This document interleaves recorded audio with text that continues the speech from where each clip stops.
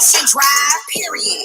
I'm the baddest shot, said it how. Say it again. Bitch, you already know. He ain't been boosted, been getting out of stone. I've been a Ross, bitch, shit my resume, ho.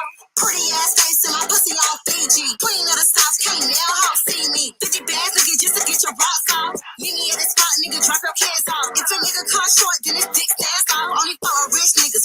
Fucking mask off. Put me on a nigga and I bet I won't freeze up. Nigga fought once and his ass going bankrupt. I need a nigga big dick and a Cuban. Running shit from Upper Locker down to South Beach. Ass ain't free, nigga, is you stupid? Bitch, I'm from the bottom, you know how we do this. City girls from the 305. Get on booty, pretty face, thick thighs. Period. My bitches know we lie. Pimp a nigga head straight to Ocean Drive. City girls from the 305. Get on booty, pretty face, thick thighs. Period. My bitches know we lie. Pimp a nigga head straight to Ocean Drive. Period. I'm the realest bitch that's fat. Niggas hate when you want your shit and talk back. Nigga, what a bag at? Oh, you broke? A nigga, where your daddy at? I don't care if you sell dope or play football. You gotta be coined up to fill these walls. Bum niggas give me headache with a Tylenol. If you ain't talking money, that's a missed call. Hell nah, I ain't no motherfucking cheap freak. Call Wesley, you can't get a sneak peek. I call my last name Monopoly. I fucked them so good, I own a few properties. Todd game got a stick card. Now I'm the authorized use on this credit card. Thought I let you hell, nah, I ain't daddy. That's what you get for fucking with a bitch like me. City girls from the 305. Get on booty, pretty face, thick thighs. Period. Y'all bitches know we lie. Pimp a nigga head straight to Ocean Drive. City girls from the 305. Get on booty, pretty face, thick thighs. Period. Y'all bitches know we lie. Pimp a nigga head straight to Ocean Drive. Period. Nigga, what a bag at? Nigga, what a bag at? Nigga, what a bag at? Nigga, what a bag at? Period.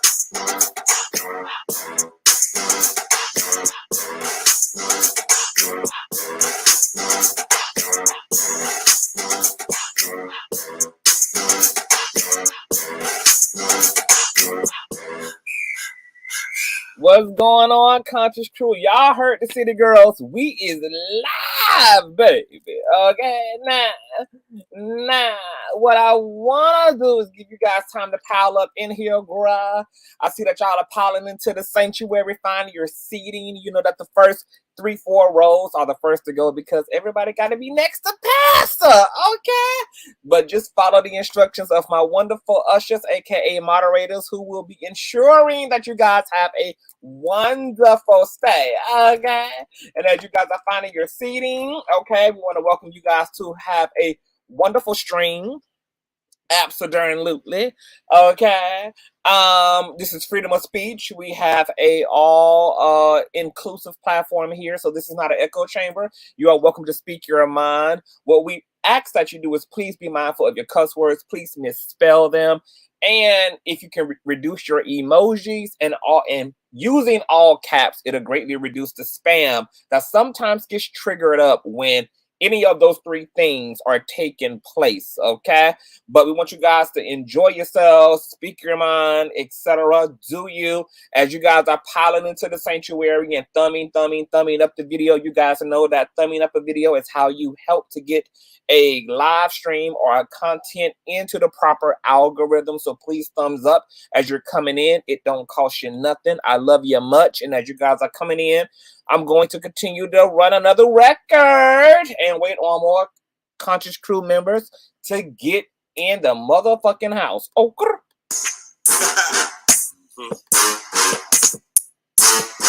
in my age style. Old school. Okay. Shut. Okay. What's up? Shut up. Okay. What's up? Okay. Shut up. Okay. What's up? Shut up. Okay. What's up? Right around my brand new 99 Volvo. I got a pocket full of bees, so weed and ain't got no place to go, but all my Boca boys, they know, that's for sure, though. Are those bigger boy jeans you're wearing? Yeah, now, you know, Dave Polo. It's 107 likes. It's 107 likes on the video, but it's 220 of y'all in the building. We should be at least 200 likes, honey, because I know we ain't got no haters here. I know we ain't got no weird-ass people here. I know we ain't got no so-called supporters who call themselves supporting but don't know how to thumbs up a video and actually show that support. I know we ain't got no weird niggas. a part of the Conscious crew member. I know we ain't got that. So there's no way that there should be 220 of y'all in the building and only 107 likes. Okay, let's get these likes to 200, please. Nah, you know they polo. I've been used again, accused again. This time been wrong with y'all, something done by one of my youth friends. Soon as they seen the biz, hit the season of me. Hell, cause they feeling me, but I understand it. They reason business. Shit, but I'm the man for this. While y'all was doing fine, I was doing time, just praying for this. Locked up, making plans for this. Without all that fancy shit, I'm waiting to advance for this. Got polo socks, tank tops, and drawers up under my plans. Shut up, okay, what's up? Shut up, okay, what's up? Shut up. That's what Larry Reid Live, Bishop Bernard Jordan, and King Jives is telling Bishop Blackhead, honey. Shut up. Okay. Lamor, shut up. Okay. Whitehead, shut up. Okay. What's up? Blackhead, shut up. Okay. What's up? Shut up. Okay. What's up? Shut up. Okay. What's up? Shut up. Okay. Who's the baddest bitch? Been real, been rich, Been had the shit. Big house and shit. That's why I can't Big get down with trick. Okay, it makes sense to me, cause if your money ain't right, you speak French to me. Mix it, don't play with me, or you can say it's bad. That's okay with me. You need to graduate speak to me. Okay, now you say you wanna speak with me? Okay, you better beat for the sure, show. 'cause I done left niggas like you Stuck with us. Okay, you ball with me, since you got a lot, not spend it all with me.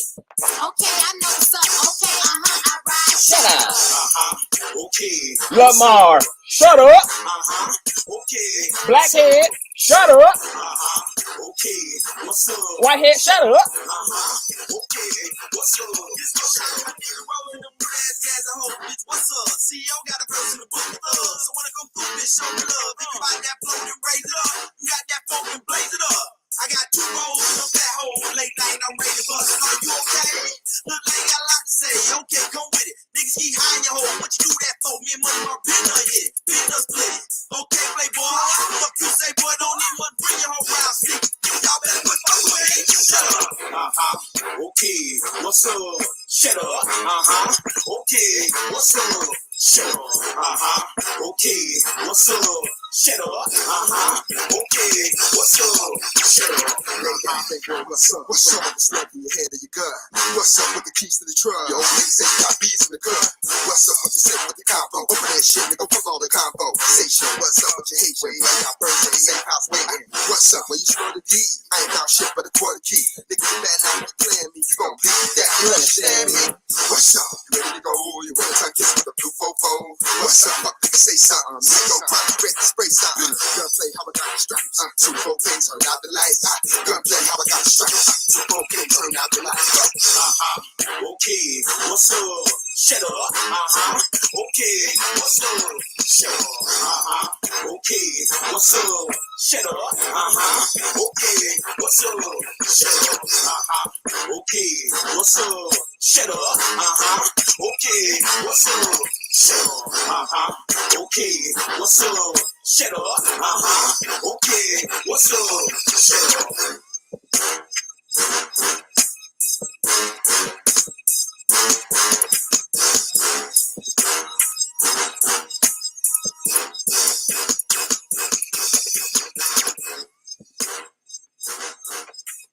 What's going on, honey? Let me check these likes, honey. It's 272, 280 of y'all. Let me see if we done got the 200 likes on this video. Because there ain't no reason why we shouldn't be at 200 plus. We really should have 280 likes on the video, to be quite honest. Okay, we looking at about 13, girl. Let me find this Nicki Minaj Super Freaky Girl 7-minute Queen Mix extended, girl. Because, you know, I done found y'all kryptonite now. I know how to badger y'all into doing righteousness, girl. Let me find this 7-minute long extended Queen Mix, honey. Hold on. Wait, Super Freaky Girl at, girl? Wait, is that? Hold on. Where is this 7-minute joint at, girl? Hold on. Well, we want the remastered version at that, girl, okay? Really put the nail to the chalkboard. Hold on. Oh, this is it. Yeah! Oh. This Yeah! Yeah! I can ride it while you sleeping inside it. I can do all them little tricks and keep the dick up inside it. You can snack it, you can grip it, you can go down and kiss it. And every time he leave me alone, he always tell me he miss it. He wanna thumb up the video. I want you to thumb up the video. Okay, okay, okay, thumb up the video. I want you to thumb up the video. Take it away, Nikki. About me, I'm the baddest alive. He know the prettiest bitch didn't come until I arrive. The bitches get to me, I fuck they man if they try. I got a princess face, a killer body, samurai mind. They try me, Nikki, they so stupid. I just laugh when they try. A thong bikini up my ass. Okay, them thumbs up looking cute, girl. Let's see if we can get it almost to 300. Okay. For a dive, his ex-bitch went up against me, but she didn't survive. On applications, I write pressure, cause that's what I apply. Pressure apply, can't fuck a regular guy. We're denting umbrellas and stickier than apple pie. I can lick it, I can ride it while you slipping and sliding. I can do all them little tricks and keep the dick up inside it. That's right. You can snack it, you can grip it, you can go down and kiss it. And every time he leave me alone, he always tell me he I want miss it. you He to wanna thumb up the video. Thumb up the motherfucking video. Okay, okay, okay, okay. Thumb up the video. I want you to thumb up the fucking video. Let me check these motherfucking likes. How doing?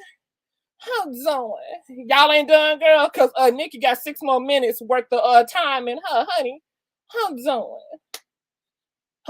250, baby. Okay, y'all playing. All right, I got time. Pink pussy, pink coupe, no roof, made him eat my pussy, leaving no boot. Next stop is car, fuck the total, pull up for a check, pussy mobile, freak bitch, legs up, cash so niggas, I fuck me when I pass through. See this pussy, you a bad nigga, can't be broken, be my nigga. Next pose, yeah, coast, I'm a bad bitch, get him for a spin, I'ma eat the pussy, beat the pussy, just drum, big racks, all I'm trying to get from him. Yo, Nick, You the winner, and I'm the princess of this shit in the motherfucking game. What? Thumb up. Come on, Chelsea.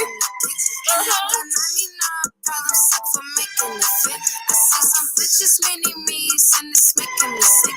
I'm just the realest bitch you see when they get taking the pic. Barbie, I like all my diamonds dancing. They wanna know if we fucking a mansion. That's Nikki. If I'm in the room, this shit gets sticky. It's so bad I could touch myself again. Fuck myself. We're gonna get about 40 more likes on this video. 40 more likes, 40 more likes, 40 more likes.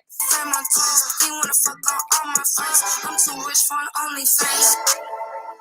Freak, some yalla freak, yalla freak, yalla freak, freak. I can lick it, I can ride it while you slipping and sliding. I can do all them little tricks and keep the dick up inside it. You can snack it, you can grip it, you can go down and kiss it. And every time he leave me alone, he always tell me he miss it. He wanna Okay, we need about 20 more likes. Thumbs up, thumbs up, thumbs up, thumbs up the video. We need you to thumbs up the video. I'm a movie, I should be on replay. I'm trying to S-U-C-K. He got pictures of my titties in his briefcase. I like T-I-C-K. I like bad bitches too. She could be bad. Ass back to the max like T-J. B-J. While it's beating on the freeway. Don't play with Nikki cause it could get tricky. And that's worth the tricky, but it could get sticky. And that's worth the way Michael Carter. I'ma finish these dumb bitches. Michael Martin. Don't nobody wanna hit that weak shit hole. In the game 15 ain't peak yet hole. Feel like Gucci get a chair. She was cocky. I could swear to my old tape. So more than your album. Drop a tape. Bitch. Drop a thumbs up. A thumbs up, a thumbs up, a thumbs up, up, up, up, up, up. Very freaky girl, so don't bring me to mama's.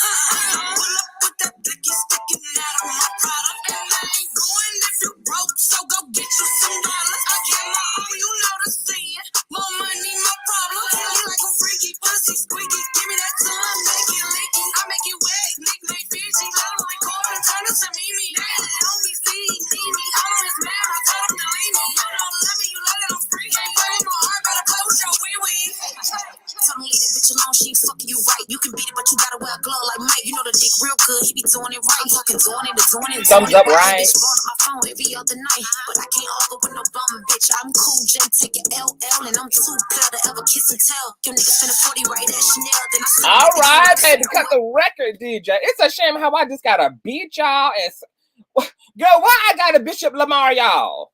It's a shame that I got a Bishop Lamor, y'all, just to get y'all to hit thumbs up on your favorite content creators live stream. I should not have to Bishop Blackhead, y'all, just to get a thumbs up, honey. Okay, this is teamwork make the dream work, baby. Ain't no reason to be this lazy, okay? Now, y'all use these damn fingers to pleasure yourself and to pleasure other people's mans, and then you come up in here acting like you don't know how to use your fingers, baby, okay? I shouldn't be having to Bishop Whitehead y'all asses, okay, just to get a goddamn like, okay? It's ridiculous, okay? If I'm here on time, pushing through, girl, giving you news you can use, stimulating you, holding your attention, you know, carrying you through an old nasty divorce, honey, being your best friend in your head and all, the least you can do is press an old nasty thumbs up, baby. You want the kingdom to grow, don't you? You want to see the king win, don't you? Okay, so why I got the Bishop Lamor, honey? Why I got the Bishop Whitehead, honey? Okay, why? Okay. Yeah, no, before I went on vacation, okay, Jesus was telling me to turn the other cheek, but after vacation, Jesus told me to seize the kingdom, even if it requires violence, okay? So I'm going to be waking up with violence when y'all ain't acting right, okay, baby? I'm just going to have to take this thing using toxic masculinity. But welcome into the sanctuary, you guys. Thank you for the thumbs up. If you are still piling into the sanctuary, please thumbs up on your way in. You guys know that this is super important to the algorithm. It's super important to the clicks and the views. It's super important to YouTube. Giving the king full, free promotion like they should be doing any damn way, because I'm simply driving traffic to this motherfucking platform, okay? So it shouldn't even take all of this, but it's gonna take all this. We ain't gonna complain, we're just gonna get it done. Speaking of getting it done, if you're new here, definitely subscribe, because if I like it, you're going to motherfucking love it here, girl. And this is why I be telling y'all the thumbs up, because every day we wake up, you guys, we have gained another 100 subscribers, girl. So we was just celebrating 36.2. I woke up today, we're at 36.3, girl, okay? And it's because you guys are supporting, engaging, sharing, thumbs upping the video, okay? And people are loving what they're hearing, loving what they're feeling, loving what they're seeing from the platform. So I always have to shout you guys out for working in tandem with me to create this virtual and digital community and brand that we are building here, okay? Also, make sure that your notification bell is set to all, because you never know what day or hour the king shall be kinging, okay? Just like last night, y'all didn't know I was going to push through with the old nasty 3 a.m. commentary, girl. Y'all had no idea, and it was like 600 of y'all in the motherfucking building, okay?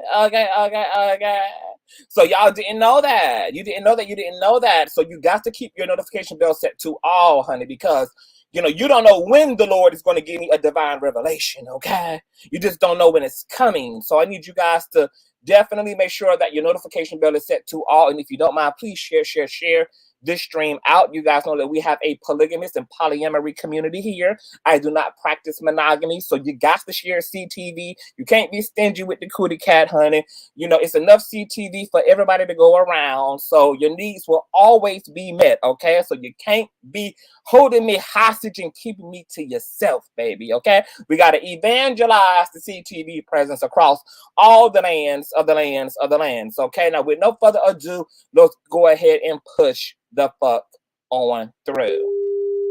I know a place where you can recharge your soul. Baby, that's Consciouztv. And in the midst of brokenness, he gon' see your asshole. Baby, that's Consciouztv. You gon' heal, you gon' laugh and catch a little shade. Ooh, girl. Y'all know he be slaying, y'all better stop playing. Come hear what he's saying. Ladies and gentlemen.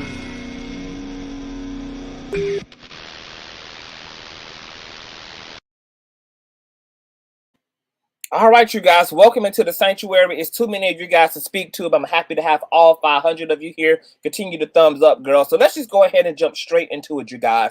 As the saga continues between attention-craved Bishop Lamor Whitehead, all of his so-called enemies at this point, things are cranking up as the bishop holds another press conference and goes live 100 times, revealing secret footage of what took place during the assault against prophetess Tasha Howard in his sanctuary, and making some very slanderous claims against Archbishop Bernard Jordan. In tandem with that, prophetess Howard did an exclusive interview with no other than Larry Reid Live, where she told her side of the story. So today we'll be exploring the findings of Bishop Whitehead, or as I like to call him, Bishop Blackhead, and analyze everything in its entirety thus far, you guys. Okay, so let me pull up an old nasty piece. How doing? Pull up an old nasty piece of visual, girl. Y'all thumbs up as you coming into the sanctuary, child. Okay.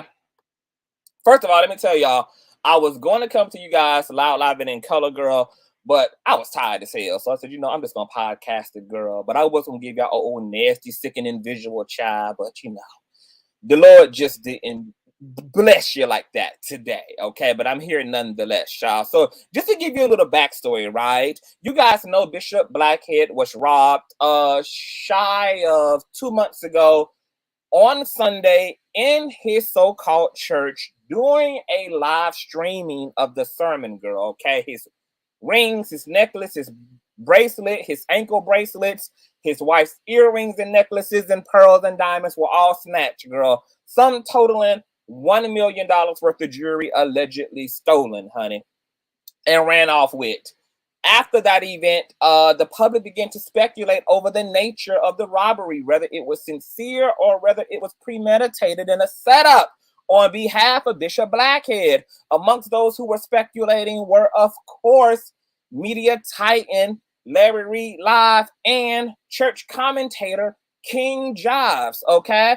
And as a response, Bishop Blackhead jumped on Larry Reid Live's Instagram Live the following day and got into a huge disagreement with Larry and a pastor, I believe, named Genesis Warren.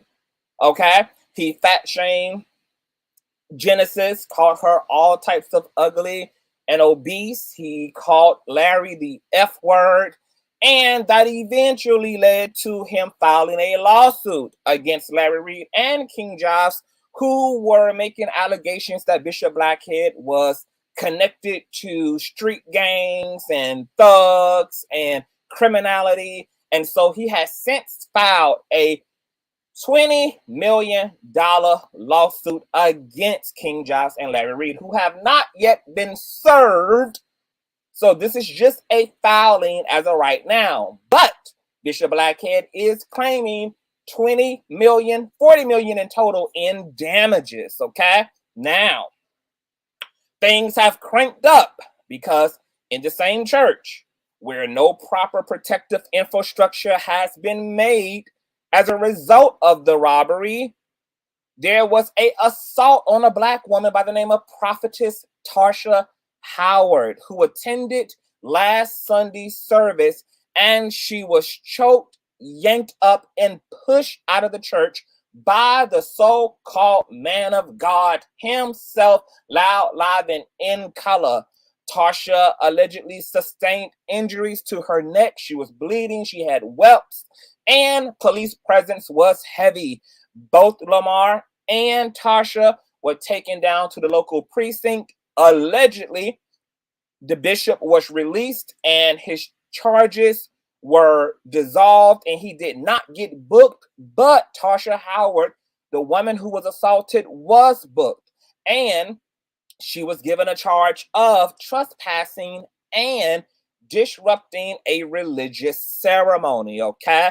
Well, Tasha has since interviewed with Larry Reid Live, and we're going to play some of that interview so you guys can get a glimpse in terms of her perspective and her side of the events. Of course, the bishop has also since led another press conference as it relates to the assault, and he's done 50 trillion 11 live streams. But the one that I'm particularly interested in is his most recent one, when he revealed some interesting footage. We're going to talk about that footage. I'm going to give you guys my analysis of what has happened and what I believe transpired. I'll drop the link and allow you guys to chime in as well. I'm going to try to keep this very short so we can get to the conversation piece, okay? And get into some things, okay? Keep on thumbs up, you guys, because as you guys thumbs up, we get more viewers and more viewers and more viewers in the live chat. But before we even get into the thick of it, girl, there may be a reason why Bishop is on edge. He around here fighting and beating and badgering women, honey. He around here just jumping off the pulpit, letting the devil use him. And it's because every time he turn around, baby, there's a new lawsuit against his ass. You guys know that there is a previous congregant who is suing the bishop for over $100,000 because she claims that she was hoodwinked and bamboozled out of $91,000 of her life savings, okay? She's holding the bishop accountable. Well, another lawsuit has also erupted against the bishop as well, girl. Check out this from the New York Post, girl, okay? And once again, as I am sharing screens, you guys thumbs up, because it's 300 likes on this video. We should be well into the 600s at this point, girl, okay? Let's get the likes to the 1K. But this article is courtesy of, oh, shut up, Bishop. This article is courtesy of the New York Post, child. Okay, and it reads, ex-campaign worker claims flashy NYC New York Bishop Lamor Whitehead sniffed him out of over $56,000, okay? Fendi loving ex-con Bishop Lamor Whitehead stiffed a campaign worker out of more than $50,000 while making a failed run for Brooklyn Bureau President, court papers allege. The headline-grabbing clergyman's former campaign street team manager, yes, Andre, claims in a lawsuit that Whitehead hired him last year to recruit staffers to help the bishop make his improbable political run, but never made good on his promise to reimburse the plaintiff for the thousands of dollars he was forced to shell out to pay workers. Andre accuses Whitehead of fraud, breach of contract, and unjust enrichment in the complaint, which was filed July the 29th. Quote, he owes me money. He cannot evade it. Andre told the Post on Tuesday, I have proof. Quote, out of everyone who has brought claims against him, he has not mentioned me because he knows my lawsuit is valid, Andre said. Whitehead, however, told the Post Tuesday that Andre wasn't really an employee, but someone the bishop was trying to help turn their life around. He said he has no contact with him. Quote, the lawsuit is frivolous, Whitehead said. There was no contract. I was just looking out for some kids on the street. Whitehead was served court papers in the case Monday, right before a press conference that the bishop organized outside the 69th precinct in Brooklyn. Now look at that. He goes and assaults this woman of God. And right before he goes to hold a press conference, girl, about the assault for attention, the Lord slaps his ass with a damn another lawsuit. Ain't that bad? Whitehead drove up to the event in a white convertible Rolls Royce with an orange interior and was dripping in gold and diamond jewelry and wearing Fendi duds. The controversial bishop called the presser to grip about his treatment by the NYPD after he scuffed with a woman who apparently crashed his live stream sermon on Sunday. Whitehead was handcuffed by cops, hauled off to the precinct for questioning along with the woman. He ended up being released without charges while she faces raps, including trespassing. The incident came after the bishop was robbed on camera doing another service in July, with the masked crooks making off with more than $1 million in jewelry from him and his wife. He and the cops said at the time Whitehead, who was previously convicted of grand larceny and identity theft, claimed Monday that he now believes even the NYPD seems to think at this point that he staged the robbery. The police department has said the case is ongoing. According to Andre's lawsuit, the bishop hired him in April 2021 to help out with his campaign and asked him to hire a team of staffers. Andre said in the suit that Whitehead promised him $30 an hour and team members $20 hourly, but later reduced his rate to $15 and the other workers to varying amounts. And here is the bishop, girl, in his Chinese imported suit, child, looking crisp and stiff. Even then, Whitehead repeatedly failed to pay any of them, claiming at one point that he was waiting to receive his match campaign funds from the city, the court documents claim. Whitehead said he never promised to pay Andre $30 an hour, but did pay everyone a day rate for their time worked. Quote, nobody was working for free, Whitehead said, adding that the street team members were primarily shelter residents he wanted to help provide jobs to. Andre also allegedly recorded a music video for Whitehead's campaign and didn't get paid.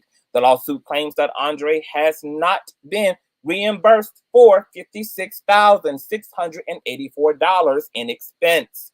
Whitehead questioned why Andre served him now, more than a year after his campaign ended, when the bishop's name was routinely been in the papers. Quote, he's just clout chasing, he said.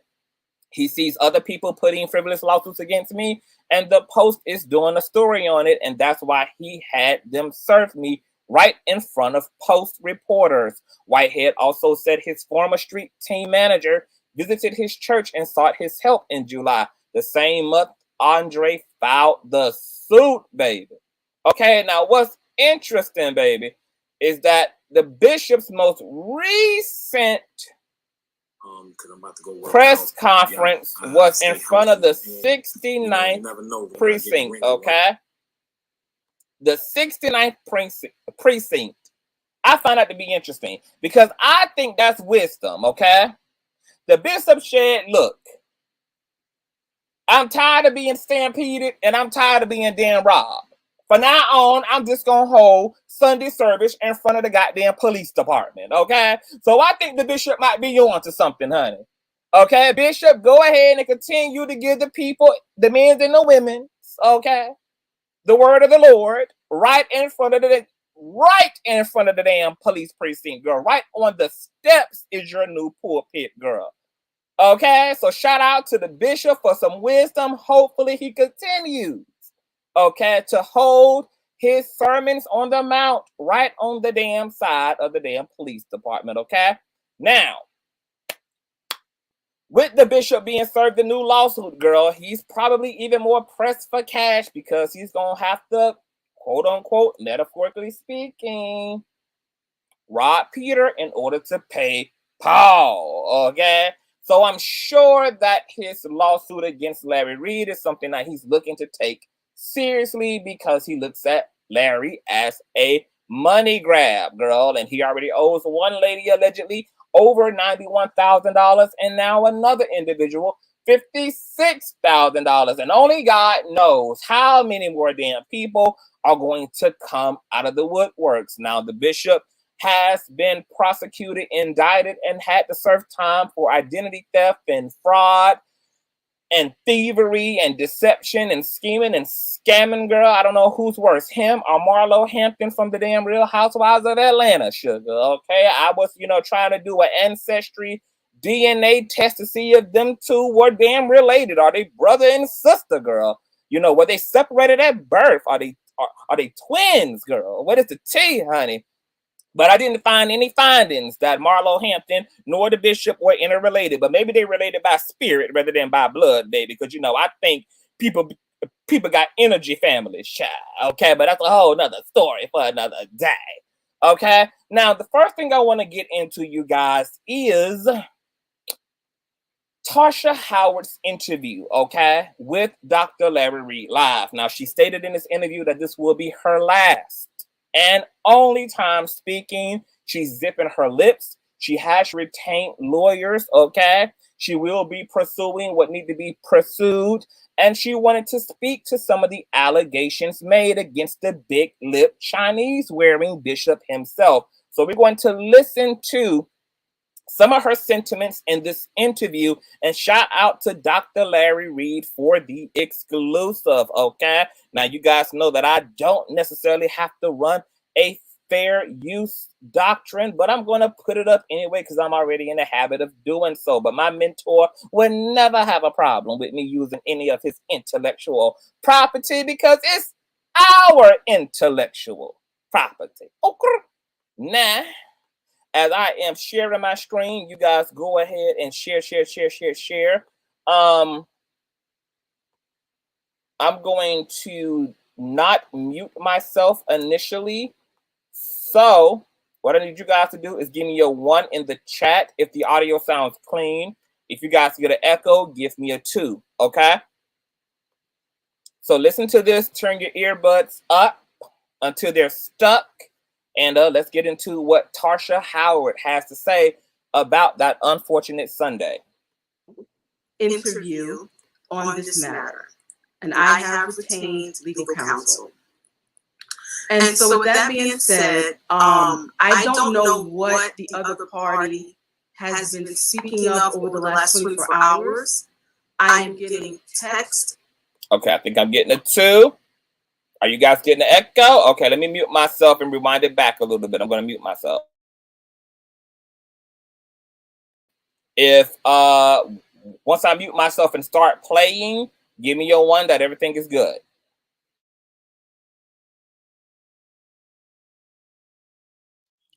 Somebody tried to call her. She'll be back. Oh my God. Okay, you're back now. Okay. This is my first, last, and only video interview on this matter. And I have retained legal counsel. And so with that being said, I don't know what the other party has been speaking of over the last 24 hours. I am getting text of certain lies that are being told through press conferences, and I want to clear those up right now. Number one, Larry and Jives did not send me over there. I am an author and I am writing a book. And the purpose of my book is I am using case studies for research. And I've been researching various denominations within our community. And the book is about the impact of charismatic leadership within the African American community. And so with that being said, this particular person became sort of an interest during the incident that happened back in July. And this became one of my case studies. Watching it online, I decided I want to go and actually see and be in the atmosphere to get a better idea of how this ministry runs in person. Because when you watch things online, it's a different atmosphere than when you actually go there in person. Number two, when I got to this ministry, another lie that is being... Okay, you guys, so, you know, Prophetess Howard is claiming that she was doing some investigative reporting. She's writing a book on the impact of church leaders on the Black community. And Bishop Lamor was an interesting point of interest for her, and that she's been snooping around, you know, trying to figure out what's going on. As it relates to the content of her book, okay? So she's going to tell you just how close up she got on the bishop, because their time in this church was not their first encounter, okay? Being told is that I was trespassing. I was not trespassing. As anyone knows who's been in church, when you get to the door, there are ushers. They took my temperature with the portable thermometer on my wrist to check my temperature for COVID precautions, smiled very nicely at me, and said, okay, let me usher you to your seat. They ushered me to my seat and I sat down. Another lie that I hear within the last few hours is that I apologized. I did not apologize because I was the one that was assaulted. Another lie that I've heard recently is that I charged after his wife. That is a lie. I did not charge after anyone's wife. I came there in peace. So at the end of the day, what's happening now from what I'm seeing, because I refuse. Okay, so the prophetess says that she came there in peace with no malice, that she did not apologize, etc. That those are all fake news. Okay. I'm not going to mention this person's name. There's now a narrative that's being spun around that matches a narrative for his benefit, which is a total lie. And so the lie that I would charge towards a woman and a baby, I am a mother. I would not do that. And at the end of the day, this man. I do believe that. I do not in any way, shape, or form believe that the prophetess had any intention to cause the wife or the baby harm. That literally makes no sense to me. This woman does not have a criminal arrest record. She does not have a string of violence in her wake. There was also no reason for her to have had aggression toward an innocent child or the wife who was sitting perched, pretty and blonde-haired in the corner of the church. Now, there is something that I do believe, but we're gonna listen to this interview and I'm going to get into what I do believe. But I do not believe that the prophetess had any intention of hurting or harming the wife or the child. And I do not believe that Bishop Blackhead believed that also. I don't believe that he believed that. I mean, he can carry that narrative and say it until he's blue, orange, purple, or blue-black in the face, but I do not believe that he believed that his children or his wife were in danger. And they damn sure weren't in any more danger with an unarmed black woman than they were when 3-4 thugs pulled up in the sanctuary with Uzis pointed at everybody. And he was perfectly still during all of that danger. Okay? So if he didn't perceive the need, okay, to get his ass up and to protect his family when real danger was in the building, there's no way in the hell that I believe that this man assumed any level of threat from this unarmed black woman. Okay? Just not. But there is something I do believe, but we'll get into that. Man who's supposed to be a bishop in the Lord's church called me up and ushered me up to the front. And once I got up there, I began to speak in my heavenly language. And I don't know what happened, but that's when it went left. I was praying in my heavenly language. And next thing I know, I was being grabbed behind my hair and drug out in the videos that everyone is seeing online. I have a long scratch on my neck. And the thing that I want to let everyone know is that there's another narrative going around that I purposely went there to start some type of trouble. I'm not on that type of time. And so we as people of God have to really start realizing our purpose in the kingdom. And so when I was there for the purpose of me receiving content and doing research as well. And so I want to clear that up for all of the people. And let me just say something else. All of these men that are in my DM co-signing this behavior, it makes me wonder your respect and level for women. There is no reason that any man, let me tell you something. I never in my life had a man put his hands on me until Sunday. Wow. And so, and where did it happen? It happened in a church. Right. And this is why we have a demographic of people right now saying, this is why I don't go to church. Yeah. Well, this is the reason why that I dedicated this platform to give voice to the LGBTQAI plus community and women, particularly Black women and children, whenever I'm discussing any of the stories that come out about the church, because these three groups of people have been abused in the church. And I hate to say this, but LGBTQAI plus. Hey, you guys, I need you guys to thumbs up this video. It's almost 1,000 of you guys in the building. We should have at least 800 likes on this video easy. It really should be 973 likes on this video, but we should be at 800 likes for sure. So we need 300 more likes on this video, okay?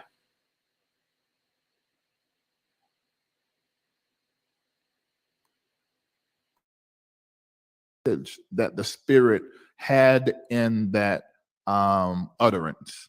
Yes. What was that? Oh, my people, I have come into this place and into this hour.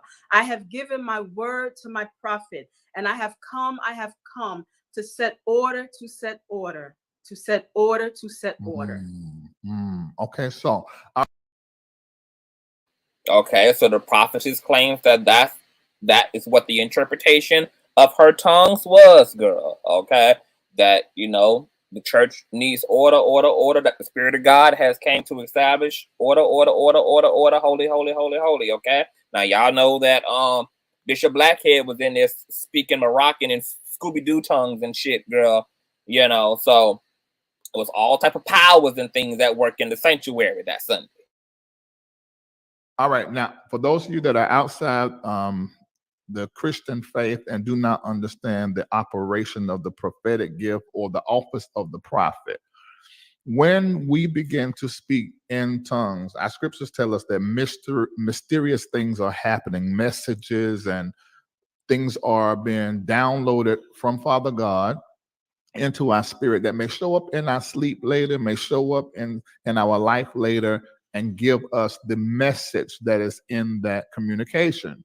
And our private time, when we pray in tongues, we are praying with supernatural ability to know what we do not know and address what we do not know to be addressed when we're praying in tongues. Yes, doctor. Thank you for that dissertation, honey, okay? Basically, what the doctor just told y'all is that if you ain't got the gift of prophecy, to shut the hell up! Okay, that was a loose interpretation, okay?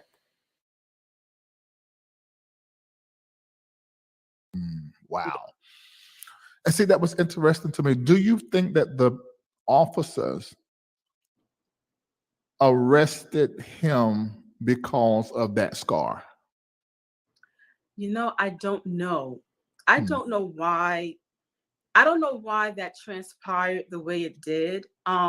They took pictures of it, and I was actually surprised that they arrested him and also myself.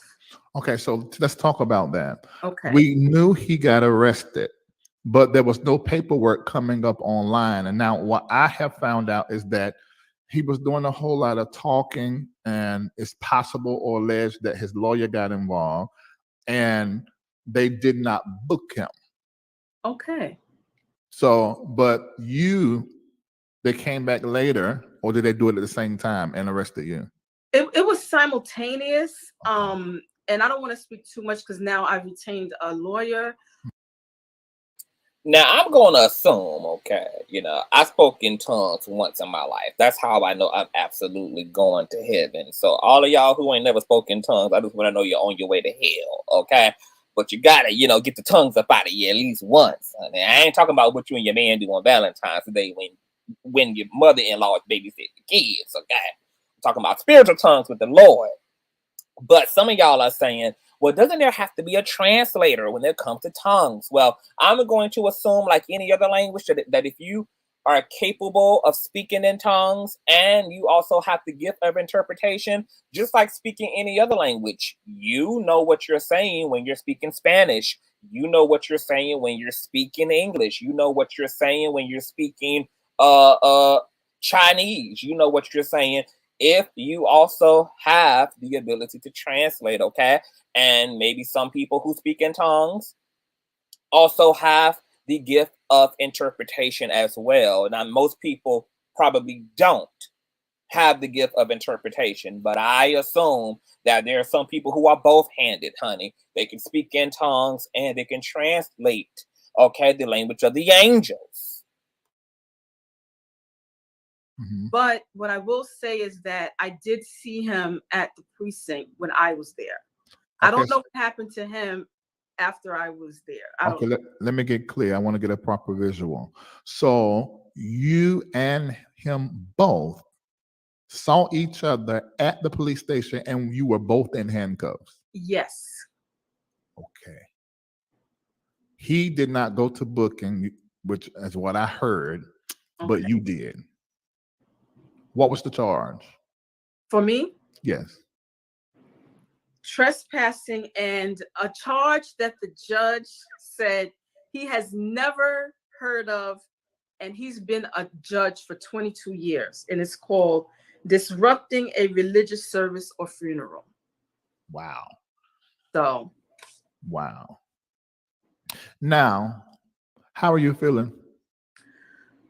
I'm coming back down out of the spirit. Now, some people are saying that they used to have to tarry for the Holy Spirit. That was something that happened in my mama's and my grandmama and grandfather's generation, honey. They had to tarry to get the glory. But you know, now these human beings get so excited over getting a new damn wig that it be a spirit on the damn wig, honey. That new wig smell be stimulating the Holy Ghost and speaking in tongues, baby. Okay, just looking at the light bill, baby, will activate the Holy Ghost, honey. Okay, it used to be that people had to slave and starve themselves for 40 days and 40 nights and things, honey, and drink on water and be walking around stinking and stuff just to be with the glory now, girl. Okay, but you know, I guess Jesus ran so we can walk, baby. Okay. Shout out to the back. Holy God. I'm feeling like I'm feeling peace. I feel peace right now, honestly. I didn't do anything wrong. I'm not going to continue with this person's name in my mouth because I also feel like whatever assignment I had is done. And so I'm going to let the court system deal with him, because what I'm noticing as well, there is a lot of spiritual maturity that has to be done in this individual, because I'm going to move on to what God has called me to do. And I'm going to fight my battle in two places, which is going to be, number one, the court of heaven and the court of law on earth. I love that. I love that. And so while he's posting my arrest record and still trying to persuade his audience that I am a bad person, I'm going to hold my peace and I'm going to let the Lord fight my battle, because I already have angels on assignment that are working this out in my favor. And so when you have someone who lacks spiritual immaturity, who lacks spiritual maturity, and does not understand the realm of intercession, this is why you have these sudden outbursts. Because when you are an intercessor and you're in prayer constantly, that also subjects your flesh from reacting to things that will cause you to act out of character. Yeah, there are 7,862 people watching us between YouTube and Facebook. I want you right now, I know what you've already said, you may want to repeat. I want you to say exactly what you want them to know, almost. And while there's 982 of y'all in the building, I need y'all all to thumbs up the video, okay? So we can bust the algorithm wide open, baby. Something y'all not a stranger to having done to you. I want everyone to know is whatever this person, because I will not mention his name, because I've already mentioned that this will be my first, last, and only interview about this topic because we have bigger fish to fry in the kingdom. I want everyone to know that I did not go there to cause anyone any harm. I did not go there to attack his wife. And I did not go there to disrupt a religious service. Got it. One last thing that came to my mind before I let you go. And thank you so much for giving us this privilege for this exclusive interview. Did you know the wife, or were you in a real estate class prior? Okay, so remember in the beginning when I told you guys that this was not the first time that the prophetess had came into contact with Bishop Blackhead? Okay, she about to tell y'all, okay, what led her to going to the service that Sunday. To this happening. And yes, I will openly talk about that. So how I even came to the knowledge of this man, this individual, I was actually led to his wife's daily prayer call that she has every day at 8 o'clock.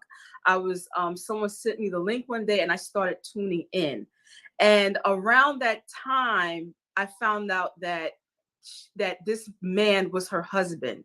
And it was because I actually liked the wife and I liked her lives that I started even entertaining him. Because by way of the Spirit, I was discerning that there's certain things that are lacking, but I, always pray for people that the Lord will meet them on their way. Anyway, during that time, I also went to the wife had a conference.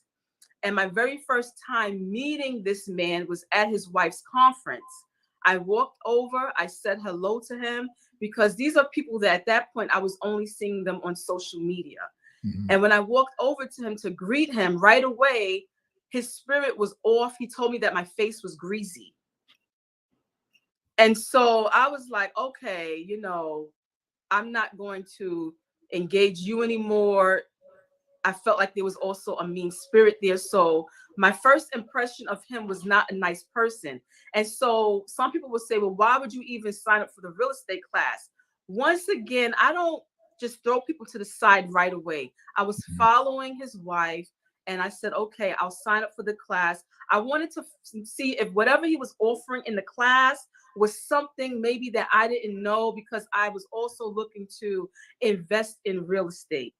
To make a long story short, I did not stay in the real estate class very long because I came to the understanding that everything that he was teaching, I could go and buy the book Real Estate for Dummies and learn it on my own, because it wasn't really any strategies that you can't Google or find on YouTube.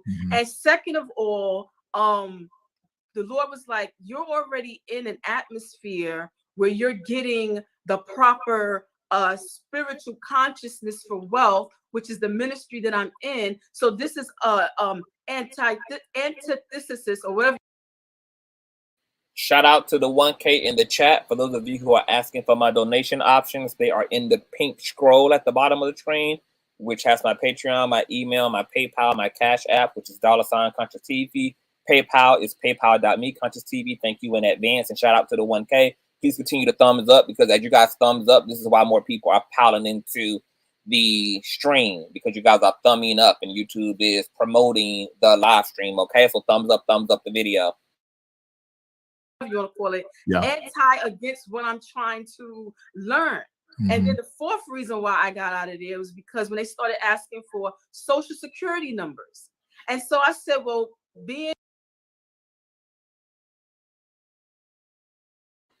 Did you guys just hear what she just said? She just dropped a major bomb. She said when she was taking the real estate course that Bishop Blackhead was spearheading, that one of the things that made her pack up her pocketbook, straighten up her damn titties, get her damn coat, and haul ass out of the course was when they started asking and seeking the social security numbers of those who were taking the course. Now, once again, remember, this woman is doing a case study on Bishop, okay, and scandal, and how coat manipulation works, etc., psychological warfare, etc. And so Bishop Blackhead has become a point of interest for her, honey. So, you know, like a good journalist, honey, you know, she's going undercover, okay? She's getting into the nooks and the crevices to figure out what's going on, okay? So that's crazy that they started seeking people's social security numbers. And she's going to tell you why she was very alarmed by that. I mean, aside from obvious reasons. And this is, you have a background and was charged for stealing people's identities. I left after the 3rd class. The hell? Because I'm saying to myself, what do you need social security numbers for if this is not a real estate licensing course? Why do you need people's personal identification numbers? So I decided to keep it moving after that. And so that's what he's referring to. If he wants to bring up that real estate class, I have nothing to hide. Yes, I was in that class in 2020 of May. Okay. See, man, thank you. Thank you for letting us know. It's very interesting to me because that's around the same time period. Some of the other people are alleging that they were scammed. And I've talked to some of those people, so that's why my opinion is that he's a scammer and a liar. That don't mean I hate the man. So Eric drops another bomb because he says around that same time is when he started getting people reaching out to him about being taken advantage of. Coincidental, or is something not right in the buttermilk? But that's what I believe. And I also find it interesting, as greasy as his lips stay, he gonna say to you, your face greasy. You should say, like your lips, just like your lips. Oh my God. Oh Lord, have mercy. Okay, all right. Thank you so much. And I'm not gonna.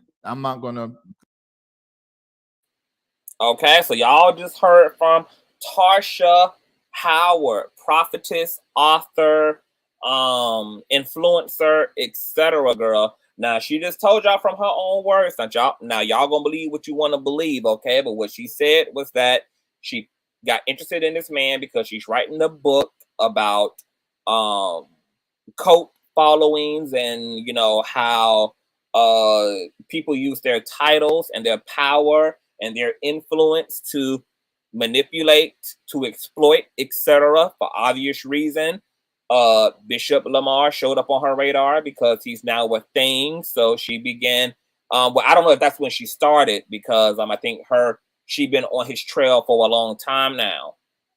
Okay. And of course, all of the recent events just escalated, obviously, her interest. Okay. She was taking his real estate course just to see what was going on. You know, she said she wanted to give him a fair shot because a lot of the controversy around him, aside from what he was actually prosecuted for, was alleged and rumor milling and what people were claiming he had done to them. So she wanted to see for herself what was going on and see if these claims had any merit. Okay. So she took his course.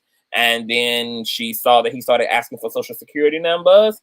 That was a red flag. And then obviously the robbery made him even more interesting. Okay. And she said she wanted to go to see just what it gives, to see what this church was, you know, to see what it looked like, to see what the experience was, to see if this man at least had any spiritual power, or if he was just all talk and he was all performance. Okay. And there's nothing illegal and wrong about that. People church hop all the time. You are within your right to go see, you know, if a church is so-called good, if a church is so-called got power, if a pastor got anointing, okay, etc., etc., etc. So there's that. Okay. Now, you know, the bulk of her testimony is he was her research. That's also not illegal. People write books on people all the time. People write books on Marilyn Manson and presidents and politicians and famous people. And I mean, this is a whole thing. This is a whole entire market. Okay. So there's nothing insidious or in and of itself inappropriate about that. Okay. It is what it is. But what I will say about Miss Prophetess, okay? And I'm speaking to her and her only right now. And then when we get into Bishop Blackhead, we'll get into him and him only, okay? I do not believe, as I said earlier, that Tarsha came there for violence. For all I know, the prophetess could have been on divine assignment. God does use human beings to do its will, to execute its will. For all I know, there could be some type of divine assignment on her following this man's career, his life, etc. I can't say that God wasn't in or in that. What I will say, though, is it seems to me, and we're going to get into a lot of the footage that you guys are bringing up and talking about. It seems to me that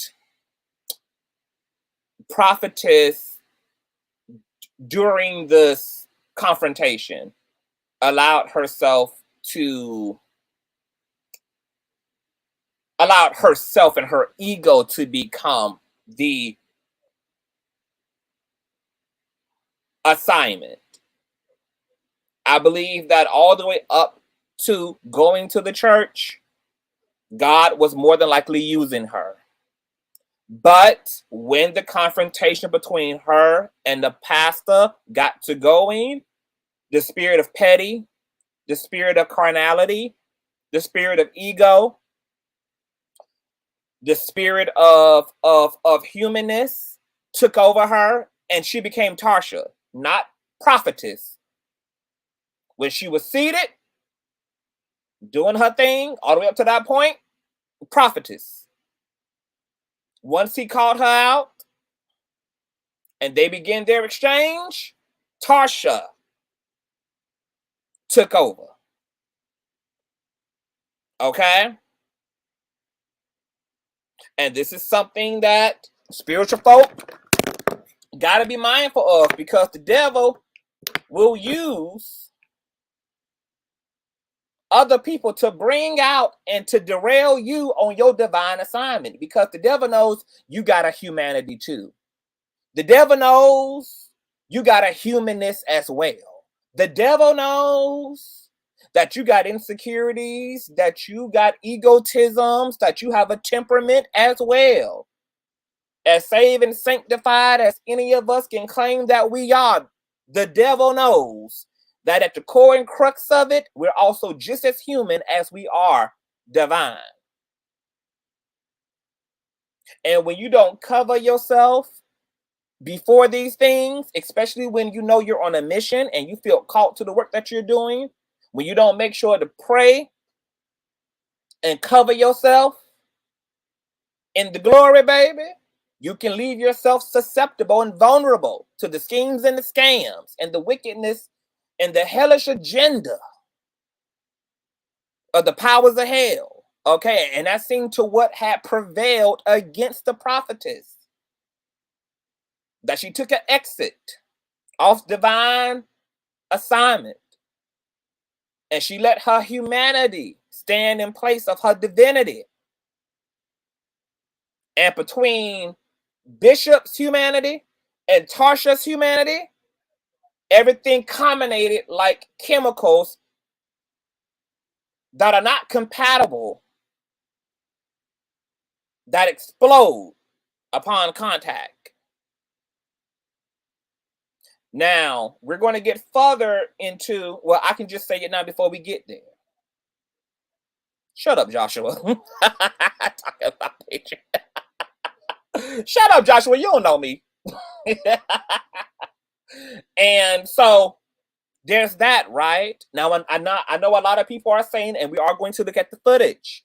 It seemed, at least from the outside in, that she was engaged directly in some type of a verbal exchange with the wife. Okay? That's not what I believe happened. I believe that when he called her up, they began their whatever. And then he kept calling her up, telling her to leave, calling her up. He couldn't make up his own mind. Okay? That when he called her up to finish the sermon or to speak or to do his job for him, since she thought she was better at it, him being sarcastic, she decided once again to put her petty on, and she started pretending to be in the spirit. Now, what I'm not going to believe, okay, and I respect this prophetess and this woman, but I don't believe that at no point in time did she genuinely activate the Holy Spirit. They both were being petty and being performative. Both of them were. And she was making a mockery out of him by shouting and waving her finger, and she was simply walking across. Now, what conveniently happens to be across to the other side of the room? It just so happens to be that the wife and the child are there. But I don't believe that her intention or her attention was even on the wife or the child. She was just simply planning on pacing back and forth in fake ass performative Holy Ghostness.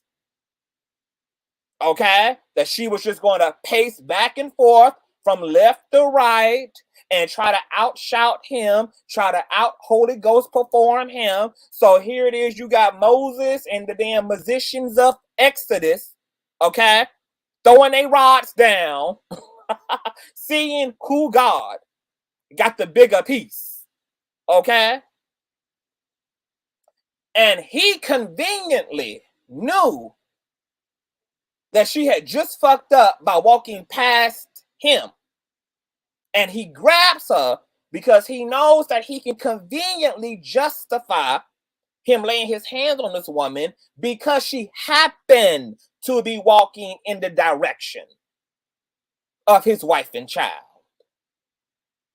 If you look at the, let me pull up the stills. Hold on. Do I have the stills here? Wait a minute. Let me see something real quick. Do we have the stills? Hold on. Let me find these stills real quick.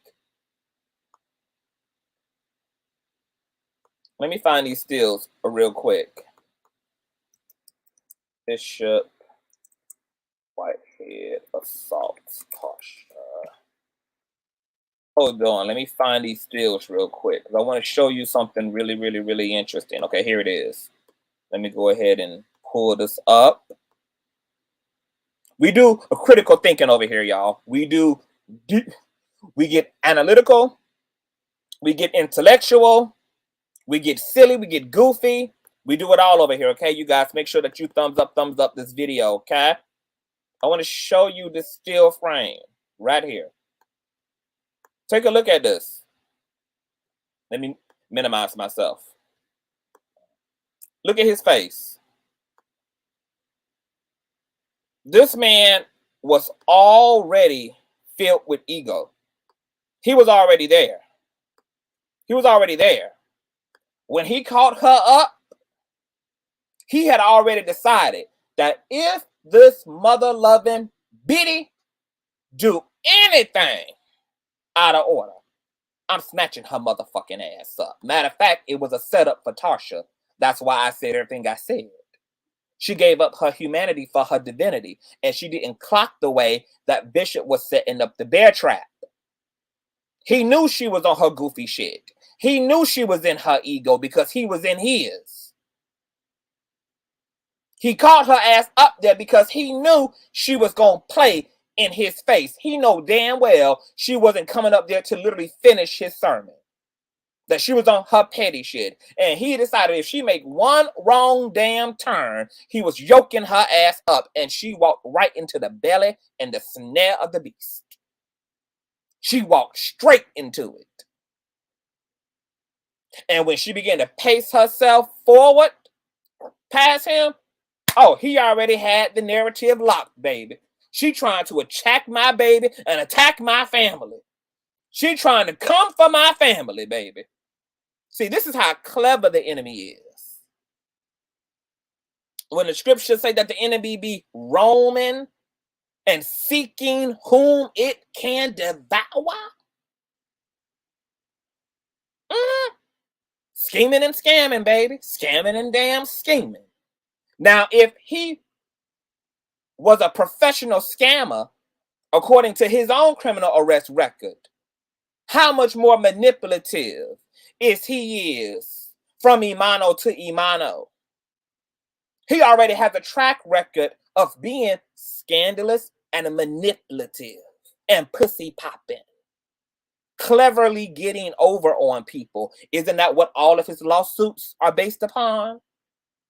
Manipulation and deception. He knows how to get people to compromise themselves. And he successfully did that once again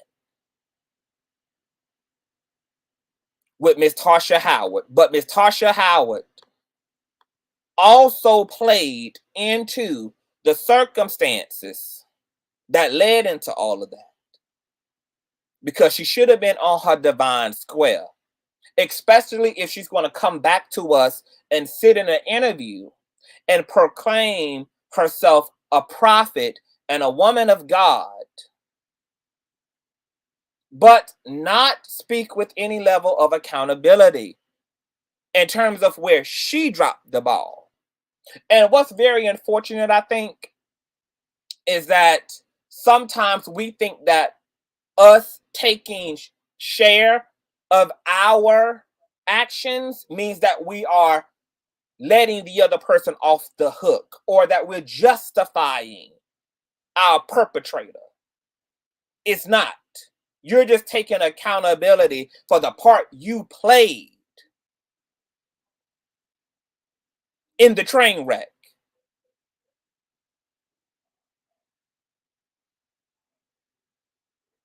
And I want to be clear that Tarsha, being in her humanity and her ego, doesn't justify this man putting his hands on her.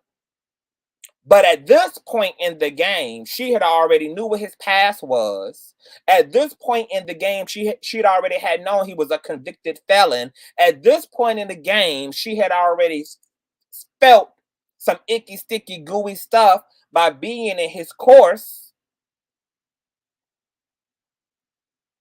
and seeing that he was gooping the kids for their social security number. At this point, she had already seen the robbery and the speculation thereof and questioned it herself. At this point, in the words of Maya Angelou, if a motherfucker gonna go to this extent to show you who the fuck they is, we all gotta be wise enough to fucking believe a motherfucker.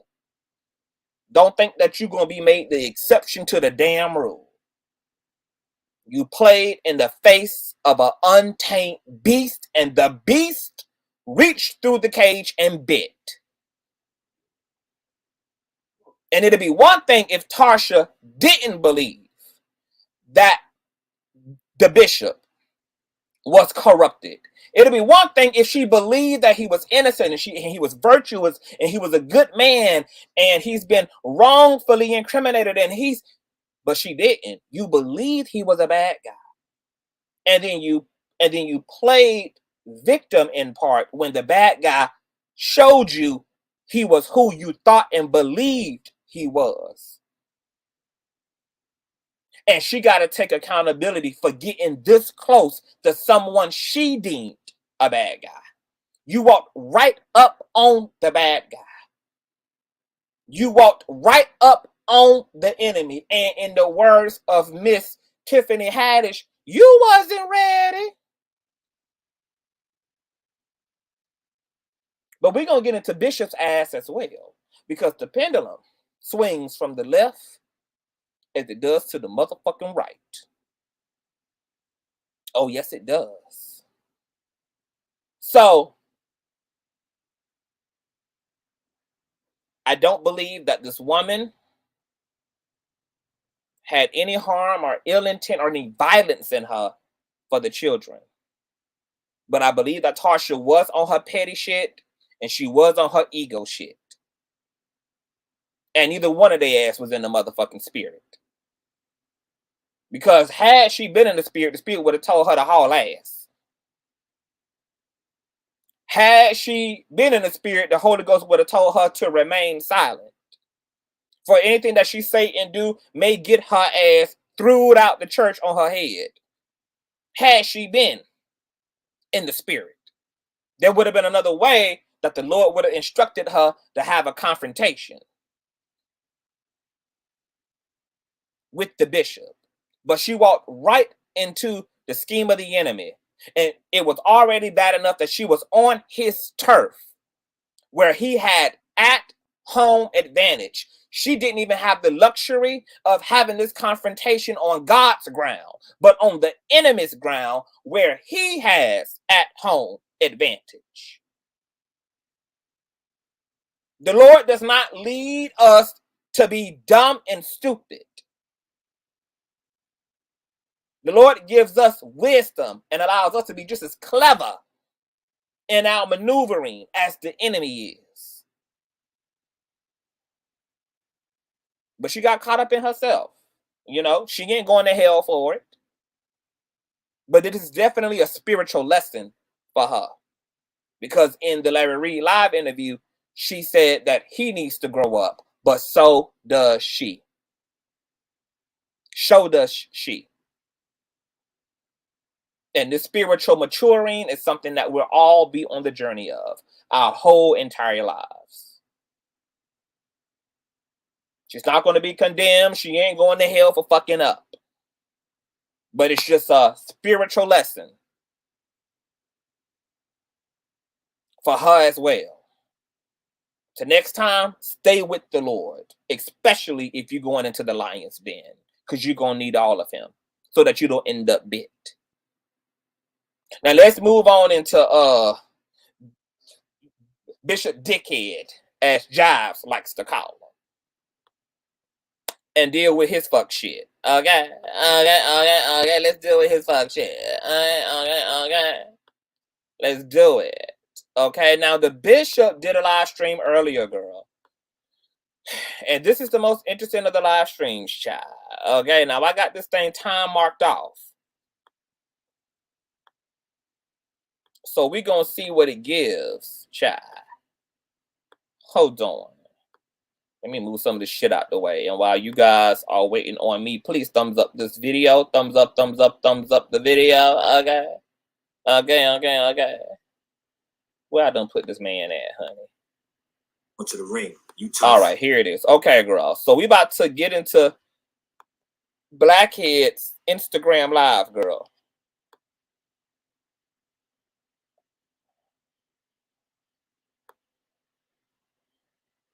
Hold on. Hey, Styles. Hey, boo. Now, this is Bishop Blackhead's Instagram Live, girl. And I want to start at the 4-minute and 55 mark, child. Okay, this is when he starts, you know, on his bald-headed hoe shit, child. Okay. And once again, this is courtesy of fair use.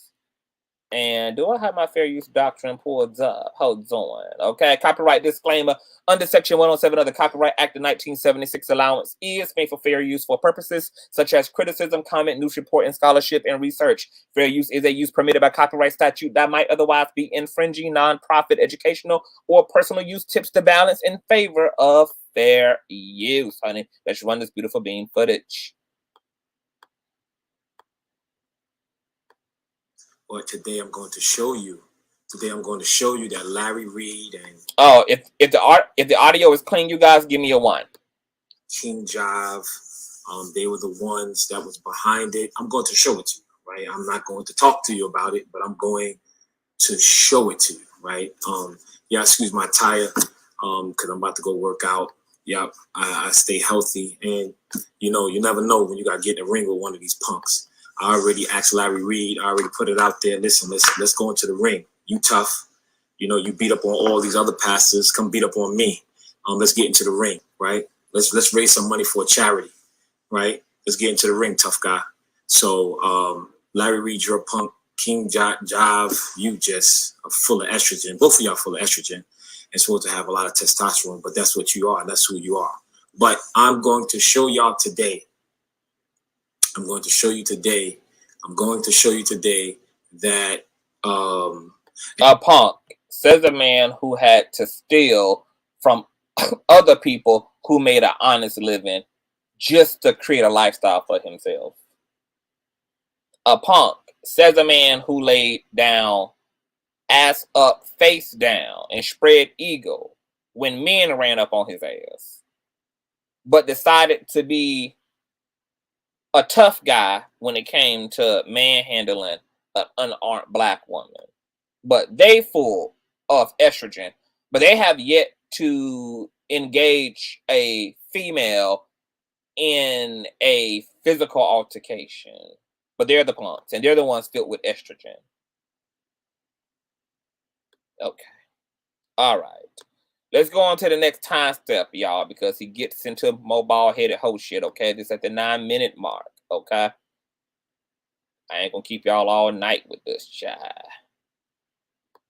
Allowing the media and stop allowing this big head, makeup wearing Larry Reid turn your mind around. This dude, how do you wear makeup to? Now I get it. Like if you're on set, they wear makeup to make sure that it protects your skin. Brother, you on Facebook Live, you on YouTube, you on Instagram with eyeliner and makeup on. You know what I'm saying? You got your Lil Richie startup kit right next to you, man. Like you are just the worst. All right. Bishop Whitehead, you had to spend 4 years with a nigga taking a dunk and a piss right next to your face in a cell. You done seen more Little Richie antics in real life than Larry ever has. Okay? You had to change your drawers and open up your booty hole over a steel toilet in front of other men inside of a cell. You know all about Little Richie ass antics. Now, Larry Reid don't wear makeup, okay? God decided to give Larry Reid natural eyeliner, baby. Okay, so he just naturally fabulous, honey. Okay, and you can't be mad. Okay, that you over there looking like a bootleg ass Floyd No Weather. You can't be mad, sugar. That you looking like the Kevin damn Hart version of Floyd Mayweather, bitch. You can't be mad. You got the right one. Got the right one. And you're going to get all the attention you want to get because I'm ready for the smoke. All right. Larry Reid, you will not come against another pastor again. All right. Not another bishop again, not another prophet again. And you have tore down churches. You have tore down churches. And you know what? You have attacked my church.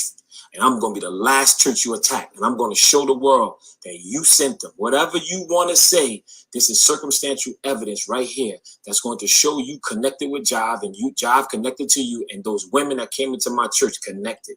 And all this is a retaliation because I have 2 lawsuits out. All right. Larry Reid, you little.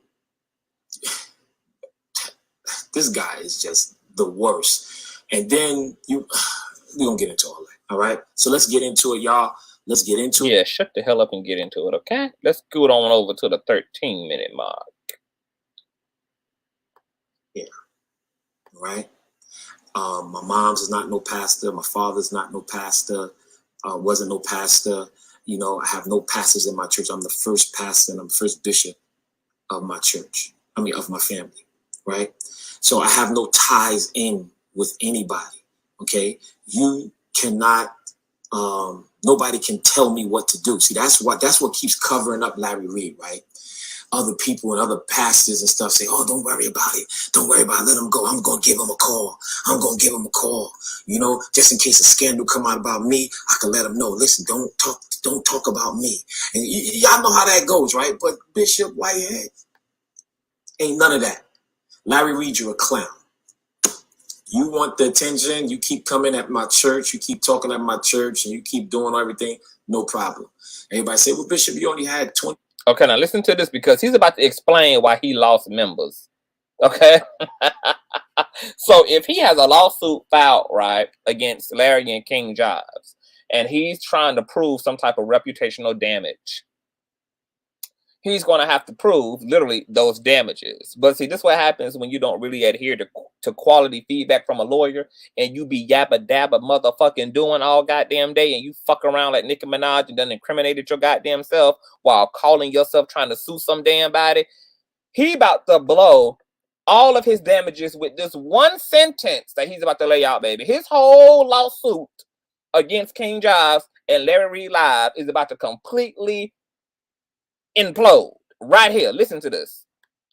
There, 9 people there. Well, I have a heavy online following as well. What about the preachers that have closed their church, right? And they only go online, right?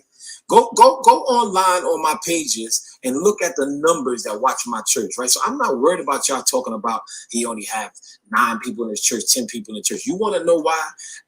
So first of all, let me say this to y'all. During the summer months, there are a lot of people on vacation. Okay, every church goes through that. And the robbery was during the summer months. A lot of my church that comes to the house of the Lord to worship were very afraid. I've gotten a text. I said, no problem. No problem. They're afraid. 3 gunmen came into my church. They're afraid. They're afraid to bring their children. They're afraid. They're afraid. They're afraid. That's it. That's all. So people stop coming in, they start logging on. So by y'all telling me, oh, you only got 9 people, or you got 10 people, you got 20 people, that don't hurt me. It don't hurt me.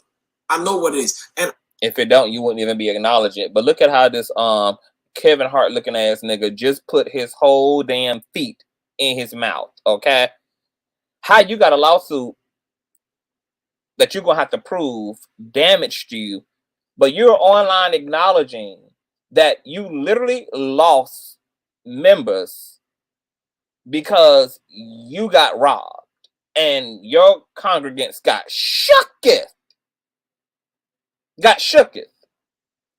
and didn't want to bring the babies and the grandbabies and the nieces and the nephews to the sermon. You just proved that what happened to your church, independent of the commentary given by Larry Reid and King Jives, is what led to a lot of your loss. And then he claimed that he has a lot of online following, but the screenshots from the live recording, even during the assault, was he had 75 people viewing the damn sermon. We got more people in today's sermon than he has ever had in live viewers. And he got a following of what? How many folk on Instagram? So something ain't right in the numbers, baby. The math ain't mathing, baby. It's some hoes in this house. It's some bots in this house. If you see them pouring them out on Blackhead's Instagram, that's where they at, baby. It's some bots in them houses, baby. Okay? Because how you only got 75 digital viewers, but got at least one platform that's over 1 million plus, and only got 9-7 people in the damn sanctuary, baby.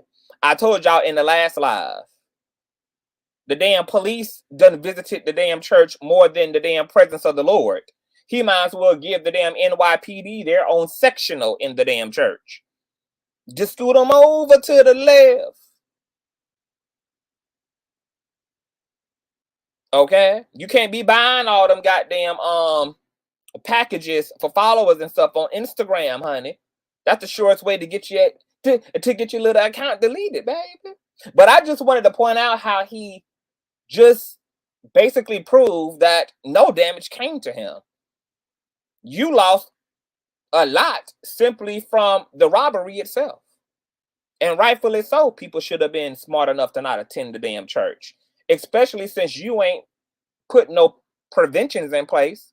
You ain't put no safety protocol in place. You got Clyde and Rufus, you know, who threw Tarsha out, but they were to the back of the damn church. They ain't even intervened when you was carrying on with her ass to the front of the church. So I don't even know what type of goddamn half-baked, mediocre ass security you got up in there. I don't even know if Clyde and Rufus was even damn official security or not, or just 2 damn usher boys helping to carry damn women in their high heels and shit to their appointed seats, girl. I don't know what it's giving. I don't know what it's giving. But we gonna move it along. Okay, let's go ahead and speed on up, girl. Let's get into the 16-minute mark, girl. Okay, because, you know, remember all them statements he just made, right, about King Jives and Larry being estrogen filled, okay? Okay, that's what he had said, girl? Okay, so let's scoot on up, girl, to the 16-minute mark. Because he just called Larry and King Jives all types of feminine and stuff, girl. Larry Reid is her mentor.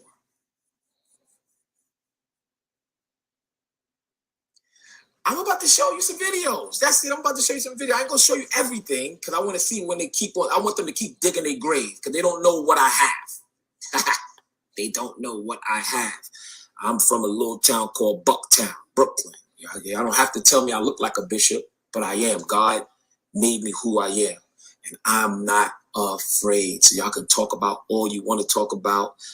It is what it is. Okay, it is what it is. So now I got my Facebook family, and let's go to the video tapes. What the hell? What alleged? And I don't even be doing this to straight men because I believe that straight men come in many shapes, forms, and fashions, girl. Including the ones who like to clap their hands while they being sassy and put a long S on the end of their words. But yet got the unmitigated gall to talk about Larry being estrogen driven. At least Jives is a openly gay man. So if he does have feminine tendencies, then he just got feminine tendencies. But what type of damn self-appointed, toxic, masculine, patriarchal ass, oppressive, misogynistic nigga got the nerve to try to condemn the femininity of other men while he clapping his hands, being so sassy and putting a long ass S on them SCs. Wooch. Your screen recorders ready. Get your screen recorders ready because we're going to go through this. We're going to take our time. And we're going to go through some good stuff. Amen. And we're going to put the narrative together so we can see that Larry Reid, the clown, and his sidekick Jive. It ain't nothing wrong with the clapping. That's just something that so-called overly masculine men like Bishop Blackhead would have you to believe about himself to be don't really do. Clapping while being sassy. Girl, I will get you together is typically that of a same gender loving man or a man who got femininity, but not a big masculine boss. Not a super macho man calling himself clapping his hands while he being sassy and putting and ending all his words with a long S, honey. But got the nerve to be going in on other men being feminine things, honey. It's just the irony for me, girl. But let's scoot on up, girl, because his homophobia jumps out of him again, as it did plenty of times to this live stream, girl. Okay, because at the 23-minute mark, child, okay, he begins to admit his homophobia. Okay, now this is going to be interesting what y'all about to hear. Listen to this. And until things went left. But Archbishop Jordan is the pastor and mentor of Larry Reid. So now he about to let the homophobia jump out of him, and he about to commit his defamation and slander against the bishop. I just want to start showing y'all connection. Somebody just say connection, okay? Because there's no way you can't tell me that they did not communicate and they have the same pastor, right? But anyway, and the reason why me and Archbishop Jordan, let me turn this around a little bit. Yeah, the reason why me and Archbishop Jordan do not communicate in the same way that we used to was because Archbishop Jordan got upset with me because I was honest with him. I said, Archbishop, man, you seem to be a very dope person, man. Knowledgeable, dope, like, man, I've never disrespected him. He got a lovely wife. I said, they invited me to their home and you are dope. His children, dope. They have a great relationship with my wife and my family, dope. No problem. But I said, however, Bishop, man, every time, I'm around you, you bring around all of these feminine men around, like they're all around you. And I'm like, they could do what they want to do and they could be who they are, right? But if you are part of the LGBTQ community, then say that, all right? So therefore, I understand that, but stop acting like you're a man and a woman at the same time. Like I said, I can't do that. Like I just don't feel comfortable, right? And and at the end of the day, because then those dudes around him, they go a little too far. Hey brother, and yeah, you listen. I'm just different. I'm just different. I'm not disrespectful to nobody. I am who I am. And don't be touchy-feely me. Don't touchy-feely me. All right. And then, you ask me, oh, let's go get a manicure. Right. No, we're not doing that. We're not going to get manis and petties. That's what they call it, manis and petties. And, and you dudes like dudes. So therefore, if somebody look in the window and see me I don't do pedicures anyway. That's just not my thing. I do manicures, but I don't do pedicures. I've never done that in my life. But at the end of the day, and they see Bishop Whitehead, and no, they're gonna think that I'm a part of that crew. I'm not. Bishop Blackhead, they think you're a part of that crew because you have a love and a insatiable appetite for getting your ass locked up so that you can be around other suppressed, down low, same gender loving, pansexual ass men for years and years on end. Okay, because if you so homophobic, shouldn't that have been the reason why your ass walked tall and right and stayed on the straight and narrow so that you didn't have to be forced into the penitentiary system where lots of same gender loving and booty bandit like behavior goes on, where you would not be subjected to tooting your ass up just to get a pack of oodles and noodles? If you so homophobic, shouldn't that have been the sole reason, baby, why you never committed a act of criminality, honey? Okay. Shouldn't that have been? Okay, but not just that, okay? He claims to feel uncomfortable with men who are same gender loving or who have feminine energy.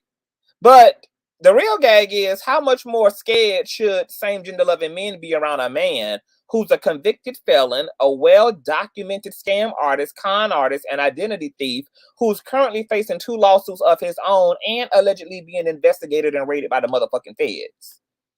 Let's talk about fear. Let's talk about fear, baby, and who the hell should truly be scared to be seen with who? And who the hell should be scared to be seen in a nail salon with who? I just think it's fascinating at the profound and gross self-righteousness of the bishop to believe that he too good to be seen with members of the LGBT while he walking his ass around with a rep sheet longer than Suge Knight's. Baby, he might as well call his goddamn church Death Row Ministries as far as we're concerned. And he thinks he's the one who gets to be selective. He thinks he's the one, child. He the one who think he too good, girl. And he over there leading Death Row Ministries, girl. Girl, you can't make this type of delusion up. You cannot make this type of delusion up, y'all. You just can't do it, honey. Okay? And then, here it is. He's talking about being scared that if somebody sees him through the glass pane windows of an Asian nail shop with a gay person, that they're going to mistake him for being gay. The only men who concerned about being thought of being gay are men who know that gay lives inside of them. And they are afraid that people will see a truth that they even find themselves difficult to come face to face with. I also think it's interesting that he goes on backwards and forwards throughout this hour-long commentary and claims to not be homophobic, but then yet bashes Archbishop Bernard Jordan for surrounding himself with people from all walks of life. Something that the bishop should understand should come with his claim to be sent from the Messiah. Because if you think this way about Bishop, because Bishop can walk hand in hand with human beings, then what must you think of Jesus, who got in the trenches with the drunks, with those who suffered from leprosy, from those who were poor, for those who were misjudged, outcasted, who were sex workers, who were sinners, who were same gender loving? What must you think about your Messiah, since you willing to think this lowdown about E. Bernard Jordan, who's actually walking in the love and the humanitarianness that Jesus walked in? If you think this way of him, then there's no way in hell that you are sent from the Christ, because the Christ told us what the fruit of the Spirit is as it relates to those who call themselves a disciple of his gospel. So the fact that you don't have enough humanity in you to build community with all people, irregardless of their beliefs, irregardless of their orientation, irregardless of their mannerisms, the fact that you would try to proclaim that you are from the Most High, but think and intellectualize so low, is almost abominable in and of it damn self. Such an insult to the severity of love and community that is evangelized in the New Testament by Christ and his disciples. And the fact that you ain't get that in you is how we know that you are not a disciple of Jesus. You are a disciple of Lucifer, Pastor. That explains why God keeps shaming your ass before the world. He keeps bringing you before the courts of the earth for a reason, sugar. He keeps chastising you publicly for a reason, sugar. And you ain't get it yet, honey. Because you too busy being obsessed with being homophobic, but you're not homophobic, and you love everybody, but you don't want to be seen and around no homosexuals, but you ain't got nothing against people who homosexual, but yeah, okay, child. Okay, Bishop. A part of that crew, and I have nothing against people that live that life, right? But if you live that life, because I have a lot. I have church members and I have friends that is in that community, and they don't. We laugh, we joke, and I got some other stuff that I'm gonna talk about. How y'all laughing, y'all joke, but in the same breath, you just said you don't even want to be seen with somebody who openly lives that lifestyle, and you sitting here back. So you got the, and see, and this is the type of bullshit. So you got the capacity, according to you, to accept queer people, and you got queer church members. First of all, you ain't even got no damn men in your church. So who the hell is a gay man in your church? But you got gay friends, and you got gay church members, but you're badgering and slandering Bishop Bernard E. Jordan for having queer associates and queer friends and queer people around him. So what's the difference between you and Bishop? You just isolated Bishop as if it's just so strange and so bizarre and so alien that he got gay people in his camp. But yet you gonna admit in the same breath that so do you. So if you're going to find Bishop Bernard's plight speculative and suspect, then you got to find your damn own. But look at how the nigga just pussy pops and backflips and contradicts himself literally all within the same sentence, girl. He don't even put a period and start another sentence, girl. The contradictory and the pussy popping is all within the same sentence. He keeps trying to save his ass by trying to cloak his homophobia as not homophobia, but homophobia, but not homophobia, but homophobia. He ain't ready for that smoke from the LGBT community, so he keep trying to save his ass, his own ass, every time his homophobia keep leaping out of him. I ain't got no problem. I ain't got no problem. I got friends. So then what the fuck is all this about? If you got friends and you ain't got nothing against gay people and you got church members and you got friends who gay, why is Bishop Bernard Jordan's name in your dick sucker to begin with? Because you and him cut from the same cloth. If that's the case. The same thing that's in you that give you a capacity to be around gay people, it's the same thing in him that gives him the capacity too. The reality is you are homophobic. You don't got no damn gay ass friends. And if you do have any same gender loving people in your circle, it's not because you are accepting them, it's because you are exploiting them and they're offering you something that is of use to you.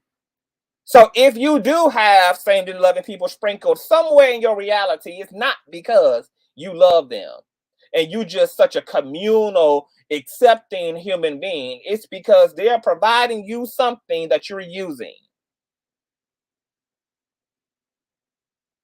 Okay? You're exploiting them like you have every other damn human being, just like you allegedly did to this woman who's suing you for $91,000. You're exploiting the gay people in your life, just like you're allegedly doing to this campaign helper who's suing you for $56,000 damn dollars.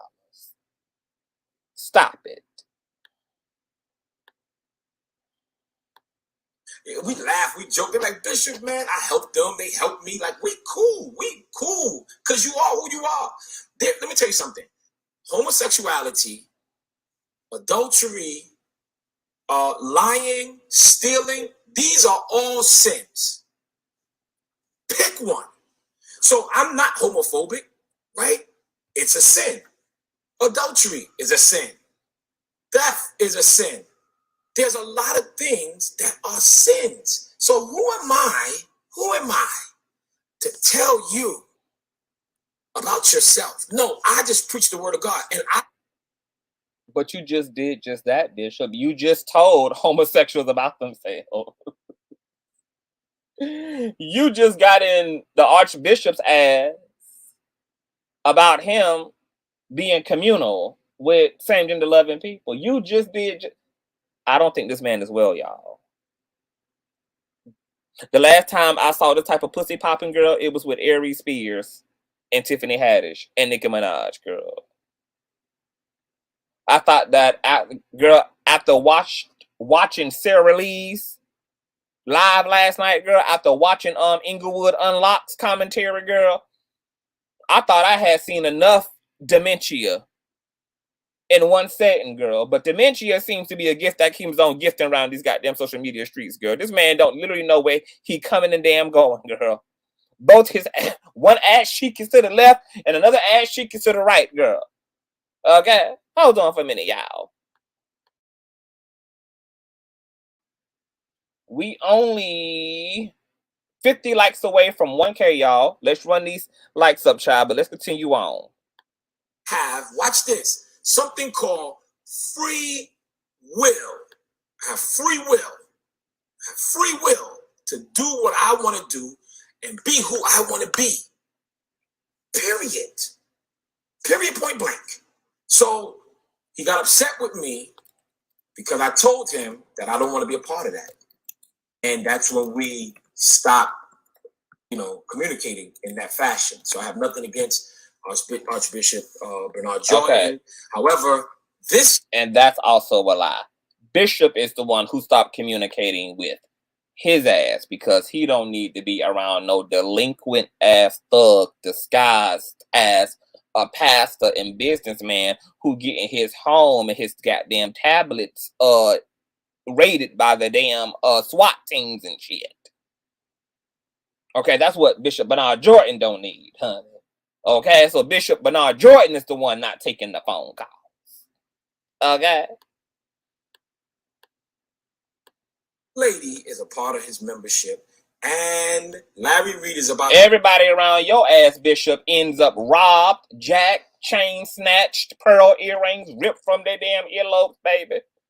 What you think is supposed to be so attractive about being associated with you, considering all the hell that you got going on around you? What the hell is supposed to be remotely fascinating and intriguing? What the hell is somebody supposed to get out of being connected with you, other than problems upon problems? Now confess that, oh, that's my mentor. So there's no way in the world that he did not know this girl. But let's go on, and I'm going to show y'all further evidence, y'all. I'm going to show you further evidence. I'm going to show you further evidence. Boom. Okay, girl, let's speed on up, child. Okay, now let's go to the 35-minute mark where he shows Tarsha now. Okay, now this where it's gonna get interesting, y'all. He about to show some exclusive footage. No, this not exclusive. He about to show Tarsha. He about to show that Tarsha knew Jives prior to the assault, because you know the bishop's narrative is that Larry and Jives sent them, right? So that's his basis, okay? So he creating his circumstantial evidence to support his narrative, okay? So let's speed on up to the 35-minute mark in and see his circumstantial evidence, girl. Okay. Oh, don't, man.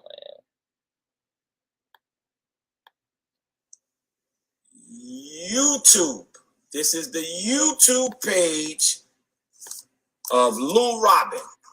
He call himself Jives, right? This is the YouTube page of Larry Reid's sidekick. So who is this right here?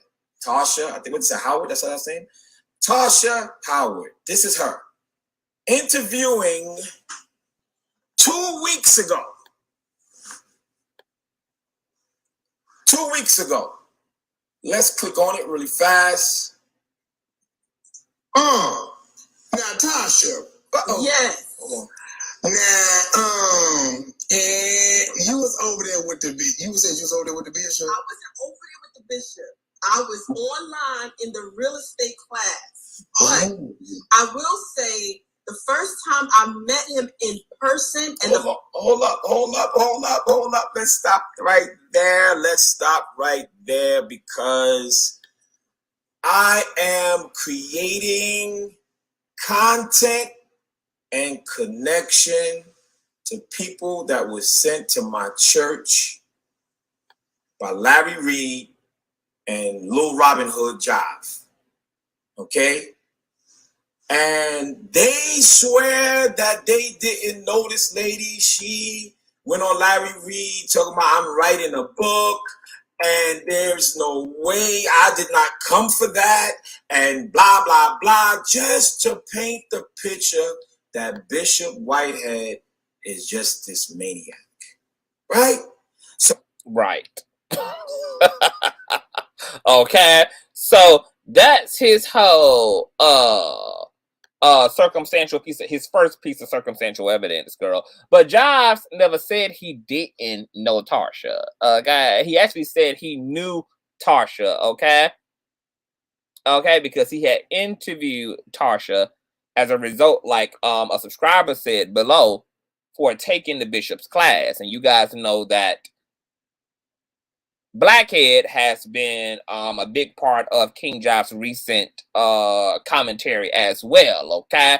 So, of course, everything connected to what's going on to Bishop Blackhead is of interest to King Jives, okay? So, of course, it made sense for Tarsha to reach out to Jives to let him know what her findings were, because she was also on the bishop's trail as well, okay? So, he never denied knowing Tarsha or being acquainted or associated with Tarsha.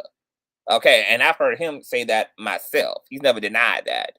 What he and Larry are denying is that they did not send Tarsha nor her friend Killer, okay, who gave us an exclusive interview, you know, moments after everything had took place that Sunday. You guys can also catch that video in my catalog as well.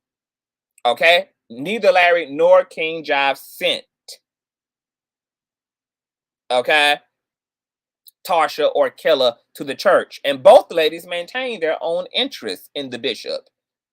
Okay, Killer said she was interested in seeing the inside of the sanctuary. That's why she came there with her GoPro, and her cameras. Okay, because you know she was looking at the bodega from the outside, and it looked like it did not understand the assignment. So she was curious to know what the interior looked like for herself.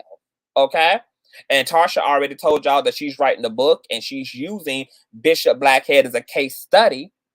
So all these people, whether it be Larry, Jives, Tarsha, and Killer, have their own independent interests in the bishop, who has made a damn fool of himself over the last few weeks, okay? He's being reported on by everyone. And the bishop knows this because even this live stream here that he's on Instagram, he tagged all the blogs in, but at the same time claiming that people are clout chasing off of him and claiming that other people just want to get attention off his name while literally tagging TMZ in the Shade Room and major media outlets and submitting footage and stories and statements to them, soaking up all the sun. Okay. So I don't know why he isolating Larry and Jives and Tarsha and Killer to having to be in cahoots. Hell, if that's the damn logic, he can just say, hell, half the damn internet then must be in a joint cahoot. Half of the motherfucking internet must be conspiring against the bishop. But he ain't making that claim right because it's baseless. Just like this claim that Jives and Larry and Tarsha and Killer are in cahoots. They might have a shared interest, but they are not committing conspiracy against Floyd Mayweather. Okay, now let's go ahead and speed on up to the 50-minute mark because things get interesting, honey. Okay, go on to the 50-minute mark real quick. Hold on, let me some of these comments I gotta publish personally because Google Moderator is blocking some of y'all comments because Google Moderator does that, you guys. But there was a particular comment I wanted to read where hold on, I saw it. Religion Winked TV. Hey boo, says Consciouztv mods and this amazing chat. Thank you for having me. I'm in the bushes listening. Y'all stay safe, stay blessed, and always forever. You stay blessed as well, boo. Shalom, honey. Okay, love you, babes, and make sure that you guys thumbs up and thank y'all for being here. Shout out to the 1K in the chat, child. So right here at the 50-minute mark, girl, he's about to show Tarsha friend Killer, who interviewed with us, okay, who was blogging outside the church before they made their way in. Okay. Now, well, I'll let y'all listen, and then I'll give my commentary. Okay, hold on. Now, why would someone that's come?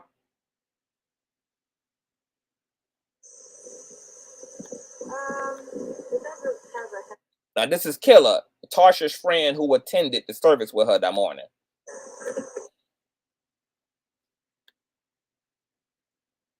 It's freezing on his end. That's why it's frozen. It should be coming back into play in a few moments here. That's right. That's right. You guessed it. He's here. He's here. The Rolls Royce is out here. Police is that I already asked the lovely officer that's over there, were they here to protect the bishop? He said no. Okay, hold on.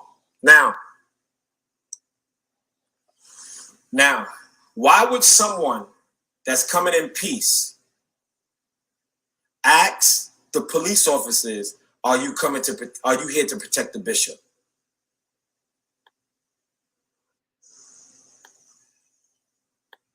Huh?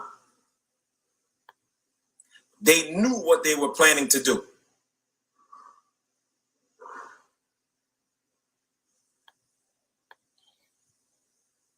I need y'all to get this. I think his intellectual dishonesty is very interesting to me. It's just very interesting to me. I find it interesting, like the way he interprets things is just very fascinating and very telling about the deranged and demented way his brain works. So here it is, he's showing Tasha's friend Killer interviewing or just vlogging outside of the church before they made their way in. Now he asked the dumb question about why Killer asked the police outside if they were here for the bishop, and he's trying to imply because they wanted to start trouble and make sure that they could get away with it. Okay, so they wanted to make sure that the police weren't there to protect the bishop. But that's the dumbest interpretation of Killer's plight, because nobody who knows there's a heavy police presence right outside of an establishment is going to intend to create chaos when accountability is within several yards of one's own self. Okay, because whether they were there for him or not, they still clearly were in reach to react to any intent on behalf of Killer and Tarsha to commit harm against the pastor and or the baby and or the mother. The police didn't need to be there for Bishop for them not to commit an offense if that was their intention to do so. Okay, because just them being there, I'm sure, would have been enough for them to definitely not execute whatever plan he claims they had in their heart to commit. Also, she asked the obvious question to the cops, because your church had just been robbed a month and a half ago. So any logical person would think that you stepped up your security, but you actually didn't. So it's actually embarrassing that the cops weren't there for you, because they should have been.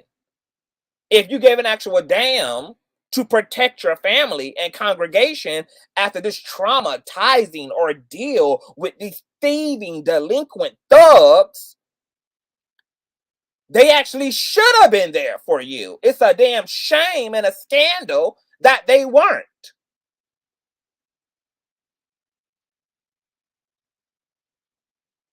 Moving along.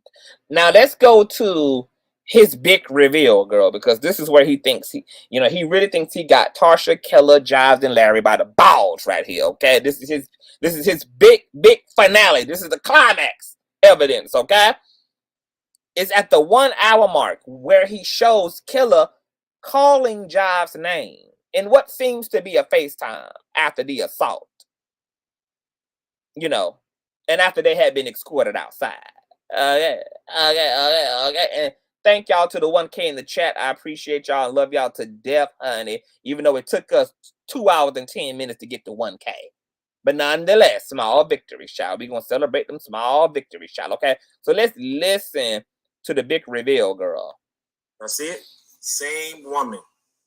Now, I put it really close so y'all can see Tasha Howard get in the phone conversation as well. Watch. Here comes Tasha. Bam.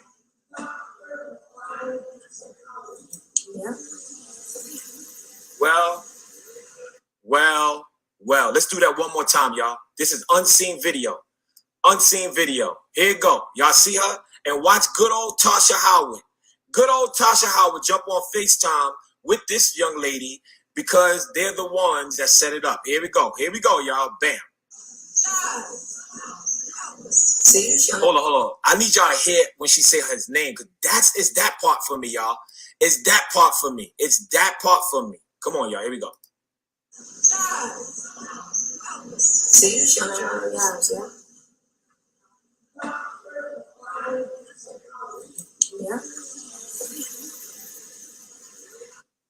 One more time, y'all. One more time. Let's get back to it. See, Hold up. Let's do it one more time. Let's do it one more time. I need y'all to hear it. I need y'all to hear it. I need y'all to hear it. Yes, I need y'all to hear it. see,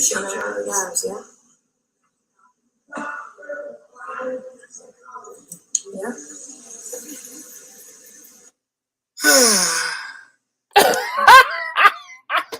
Look, baby, this man is crazy. Did y'all hear his big sigh? Did y'all hear his big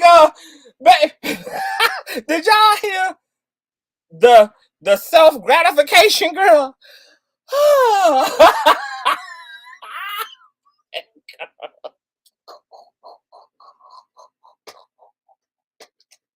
This is a damn movie, baby. Bishop Blackhead is about to be the new Andrew Cockwell, girl. He's about to be the new Wilhelmina Bartholomew McCrae, girl. He just about to be, girl. He's about to be categorized as one of those public thinkers. Did y'all hear that man?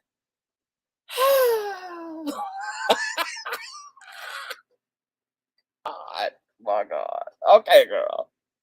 So this man, girl, I think the rest of this is just self-explanatory, child. Because, girl, even if Killer was on FaceTime, even if Jives was already on Killer Lives, even if Killer had called Jives on three-way, put him on speakerphone, even if all that was the case, that does not prove your narrative to be true, Blackhead, which is that Larry and Jives sent Killer and Tarsha to be disruptive on that Sunday. There is zero proof, and for you to think and to be delirious and dizzy and frizzy-headed enough to believe that this in any way proves that you are ridiculous. This in no way, shape, or form incriminates Jives or Larry. Her calling Jives, she doesn't even call Larry, but yet you still even attach Larry's name to it. This doesn't incriminate Jives because she chose to call Jives. Or Jives chose to call her, or however, which way you went. All it shows is that Tarsha was on communications with Jives after the fact. Where is the proof that Larry and Jives sent Tarsha and Killer to commit an insurrection against the sanctuary? Well, okay, girl, it gets worse. Okay, let's speed on up to the 1 minute and 11 minute, the 1 hour and 11 minute mark, okay, where he shows the footage from inside the sanctuary. Okay, let's go to that, baby, because that was interesting. Okay, so let's watch this. Okay, here is, I hope y'all can see the hand. I'm shaking right here. There we go. That's my wife and my daughter right here, y'all. Okay? That's where it is. That's where they are. Okay, so y'all know. All right? Now, here is, well, let me turn this around over here. Here are the two perpetrators right here. Okay, this is the one outside, and here's Tasha. Here's Tasha Howard right here, y'all. Okay? Here's Tasha Howard right here, okay? Now, I know y'all see, that's right. Yep, a lot of members stop coming. They start going online because of what happened on July 24th or whatever. It's all good, but it's cool. So, now this lady, watch them, y'all. I want you to see them. Watch what they start doing, okay? She has a camera in her hand. This is the camera in her hand because they was ready to make things happen. Okay, here we go. This is Tarsha, y'all, over here. This Tarsha and Killer in the back, minding their business. Okay. Right, so now my minister, okay, she gets up and she tells them, you cannot video, and see her face, here she go. Look, they ready. You cannot video in the church.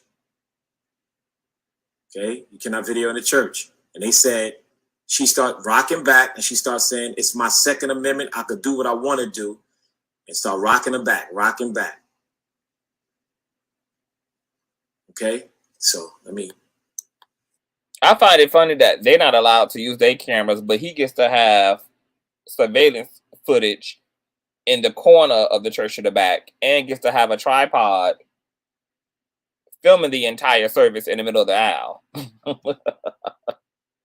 Now, Killer did tell me that a woman did come over and initially tell her she couldn't film, but then she said that Bishop told her to leave them alone and let them film, and that footage is on Killer's page over on a Gift and a Curse podcast. I think it may be also in some of the footage that TMZ, The Shade Room, and Neighborhood Talk also had showed, where you can hear the bishop say, oh no, let them film with their little cameras. Let them film. Let them film. Let them film with their little cameras. They want to be on social media. Let them film. So that may be what Killer is talking about. So now, okay, look, they ready. They starting. Okay, hold on. Let's stop right here. Okay, hold on. See, this is what y'all did not see. Okay, this is the stuff that y'all did not see. Okay, so now they're starting to cause controversy. They're starting to argue with my people in the back. All right, they're starting to argue with my people in the back. Okay, so let's speed on up, y'all, to the 1 hour and 18-minute mark.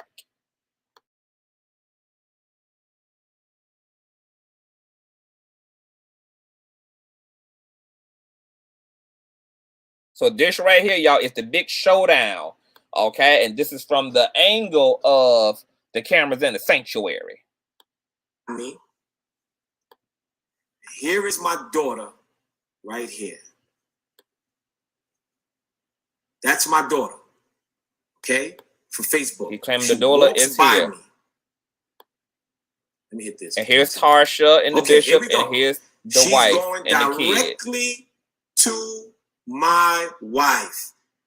And if you listen to the audio, she's calling my wife names. Okay, so let me hold this up let me put this here. Let me hold this up for Instagram. I want Instagram to see. She's completely, this is her, right here. That's Tarsha.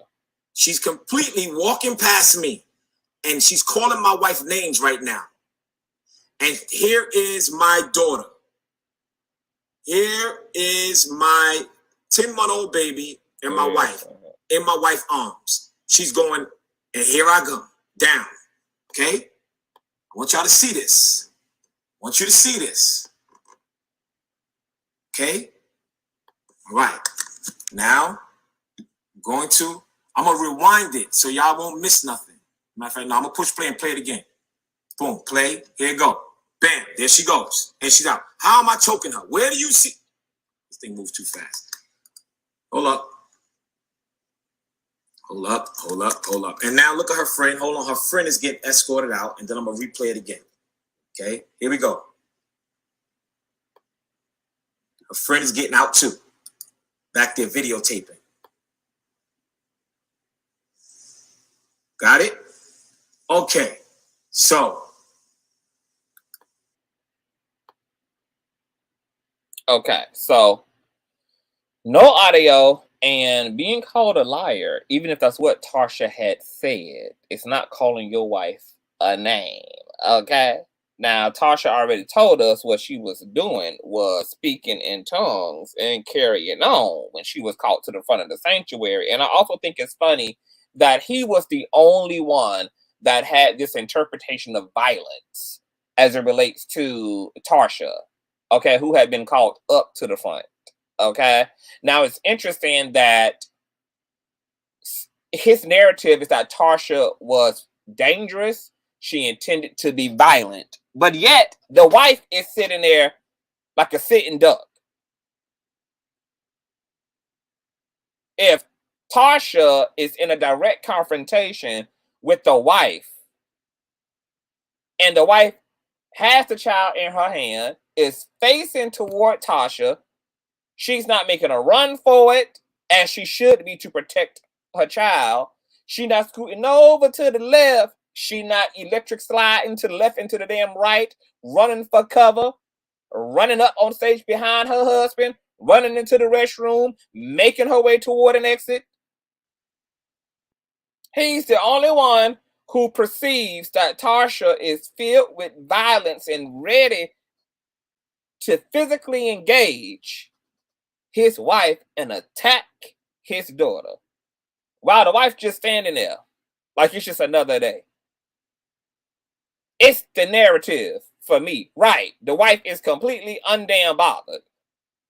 Not only is the wife unbothered, the entire damn congregation is unbothered.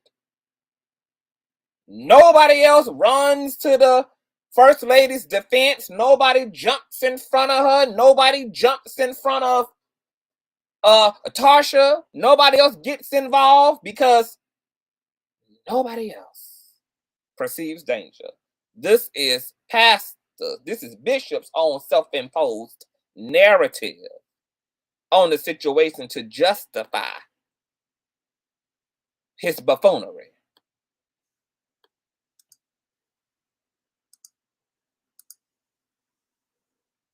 All right, so we're going to play this whole thing again. 1 second.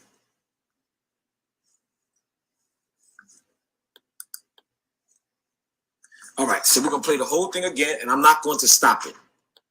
But I want y'all to see everything. All right, here we go. Start from the beginning. She asked them to please stop videotaping. Please stop videotaping.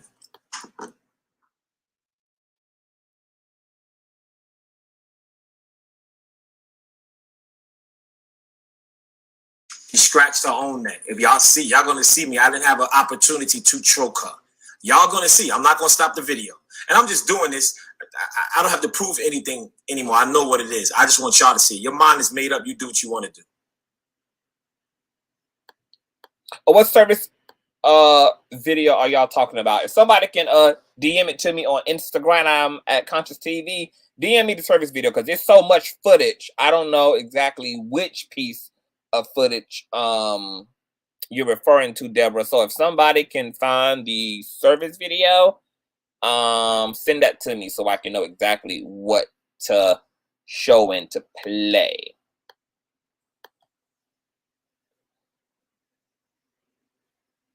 All right. Anybody come at my daughter or my wife, you better believe you're all right. Okay, so now, y'all, I want y'all to watch them.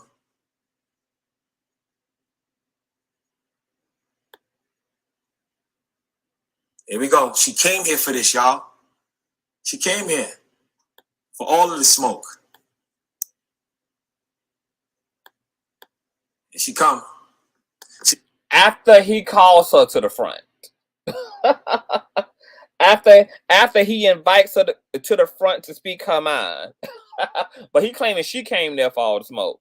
Now remember, this whole thing got set off because Bishop Blackhead allegedly screamed at his wife to sit down because her and another lady were carrying on. And as a result of the bishop having this outburst toward his wife, Tarsha began to speak in tongues and to be elevated, and some can even argue to obnoxiously speak in tongues as a way to kind of subliminally check the bishop about his verbal outbursts toward his wife. And that's what began the contention between Tarsha and the bishop. Good night, Miss Robin Boo, and thank you for being here, Miss Israel. And you have a great sleep as well, love. Okay, so this is what began because Tarsha was checking the bishop's misogyny by speaking in tongues, and he began to call her out and begin to talk some ish to her, and they began going back and forth. And then he calls her up because he thought she wasn't about that life. And she took up the opportunity to, because hell, she already had a few things to say to his ass anyway. So if you're going to invite me to the front, then to the front I come. Her hand? Hold on, y'all. Hold up. We're going to start this over. And he leaves all of that out of his commentary. He doesn't talk about the way he disrespected his wife. He doesn't talk about the way he verbally manhandled his wife, which led to Tarsha and him having a confrontation. He leaves all of that out and just acts like Tarsha just goes from sitting peacefully to the back to just running up trying to attack him and his family. A revisionist historian, if you will.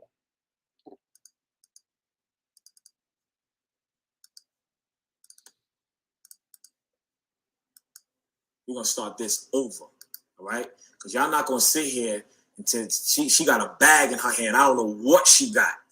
And I want y'all to understand that, okay? I want y'all to see the bag in her hand. That's what I want y'all to see. The bag under her left hand. Because y'all, everybody wants to see and tell me.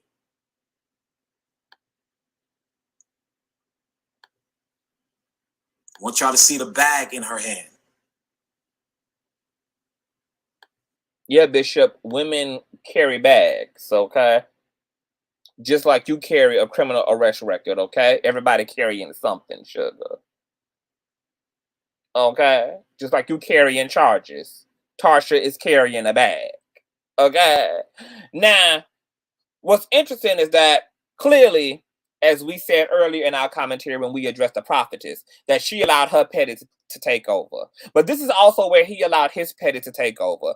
Because what you don't get to do, Bishop Blackhead, is narrate this woman as somebody who was being aggressive and violent and menacing and that should be feared. And that's why you justifiably put your hands on her. Because if you had perceived her to be a nuisance, I can understand you giving her a warning once. Now, there is footage of him saying, get her out of here, get her out of here, get her out of here, etc. I don't know in what chronological order things happened, if that was after the fact, that I know he screamed at, or even beforehand as well. But I would have gave her one warning. Hey, if you have another outburst or I have to address you one more time, I will ask you to leave. You will be escorted out of here. He doesn't do that. Instead, he continues to shout from the microphone, get out, get out, get out, but then allows his own carnality and flesh to come into manifestation, begins to cut off his sermon and take away from his congregation of what they came there to experience, just to have this one-on-one battle with Tarsha. Okay, now he allowed his own ego and egotism to rev up. And the reality here is, Bishop, the reason why you are the fault here, you are the single-handed fault here, is because this was your home turf. And you actually had the power to have her removed. Because the truth is, if you really wanted her to her removed, if you really didn't want no smoke and no trouble, and you were there to protect your children, you would have asked Clyde or Rufus, who was sitting to the back of the sanctuary, who finished the dirty work that you started with Tarsha in the building, and you would have got them to retrieve one of the many officers who were already on the scene. Okay? That killer had reported to us. There was already a heavy police presence there. You would have had Clyde or Rufus, the usher boys, or the makeshift security go retrieve one of the many officers who were already on the grounds and have them come into the sanctuary and manually remove Tarsha and kill her. That's what you would have done if you really wanted no smoke and you didn't want no trouble and you were trying to protect your congregation and your family. But you don't get to not utilize any of those resources that were made available to you, assault this woman, and then claim that she was dangerous, and then claim she tried to attack you, and then claim that she had a bag in her hand. She walked into the sanctuary with a bag in her hand. And you clearly don't care about what's in nobody's bag because you ain't got nobody searching bags. You ain't got no metal detectors to determine if there is or isn't an illegal firearm or a knife or whatever item could be potentially dangerous in a bag. You don't get to create this narrative after the fact. There was no reason for you to engage Tarsha. There was no reason for you to have given her the floor.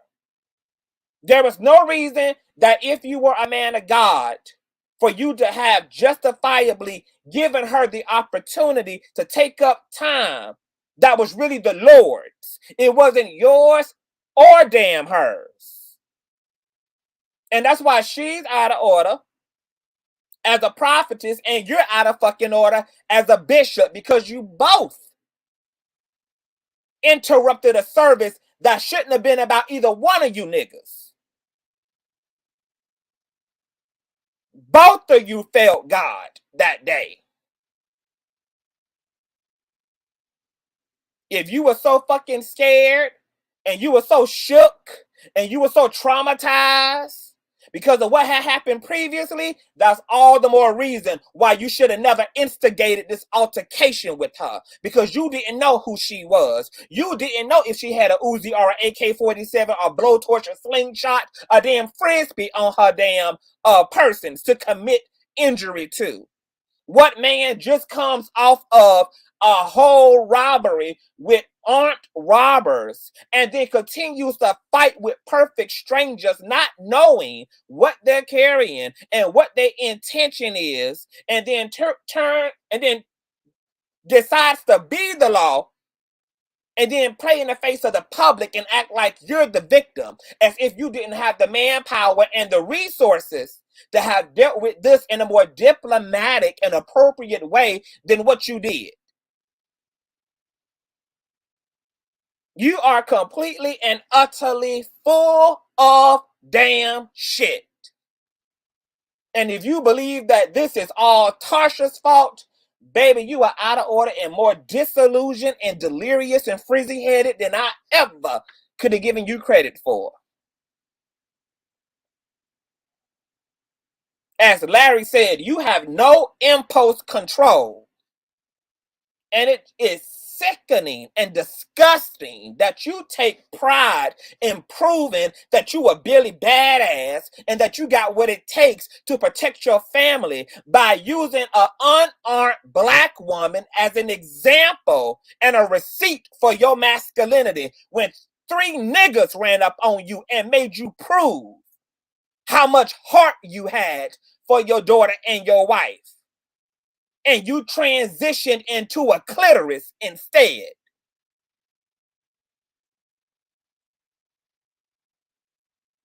And the niggas who is in his chat and following him, acting like this ain't a damn disgrace and this is not an embarrassment and an indictment on behalf of the black male community.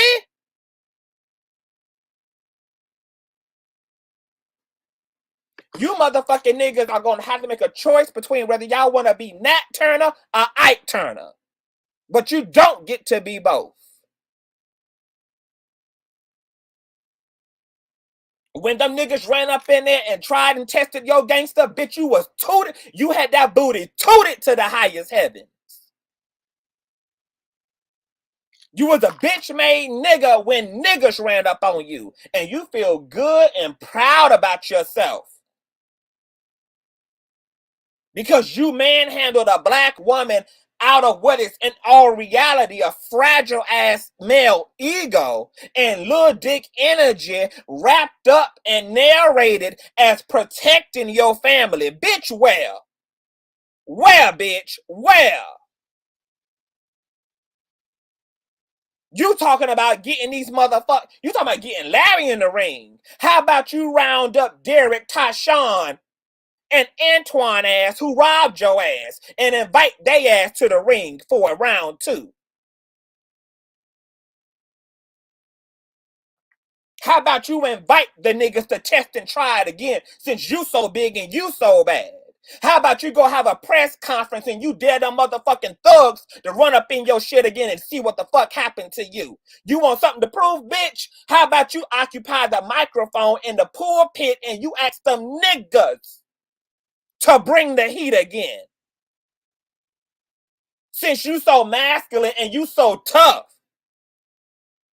you ain't gonna dare ask for round 2 from Destiny's damn children who ran up on your ass with them damn AK-47s.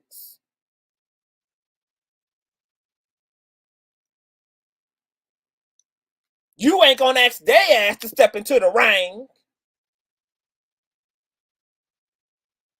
But now you feel good about yourself because you done put little dick energy on Tarsha Howard.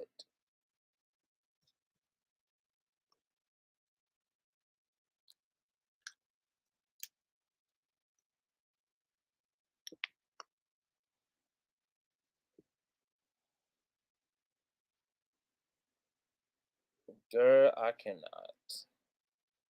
I can't fucking not. I cannot, girl. I just cannot.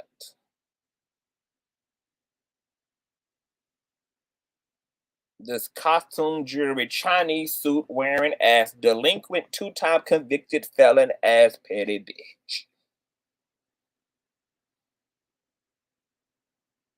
I hope that Pookie, Ray, and Shawty Low ass run up on your ass again just out of principle for you trying to fucking man up on Tasha's ass.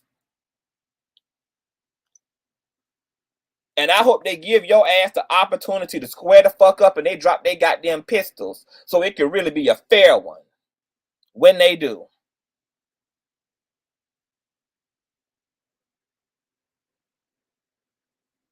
You was a bitch-made ass nigga. You are a fucking embarrassment to black men across the entire spectrum. And fuck cisgendered straight black men with the exception of Larry, because there should be outrage, especially since the so-called good cis straight black man always claiming in these instances that they are just as outraged by patriarchy and misogyny as women are. But yet you never see the manosphere on fire when it comes to the shit that black men do.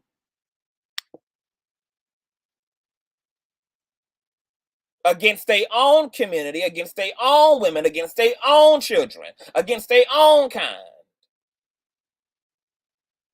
Where is all these good straight black men aside from Larry Reid who willing to call a fuck nigga to the motherfucking copy and apply the motherfucking pressure?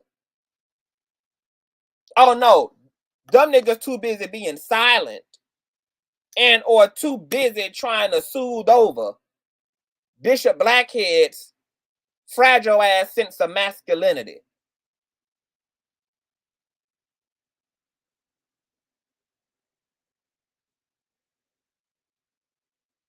Bitch, you better, baby, Tarsha better than me.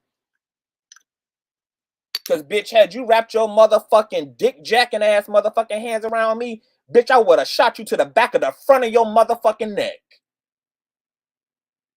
Bitch, you would have been absent from the body and completely and utterly present with the Lord.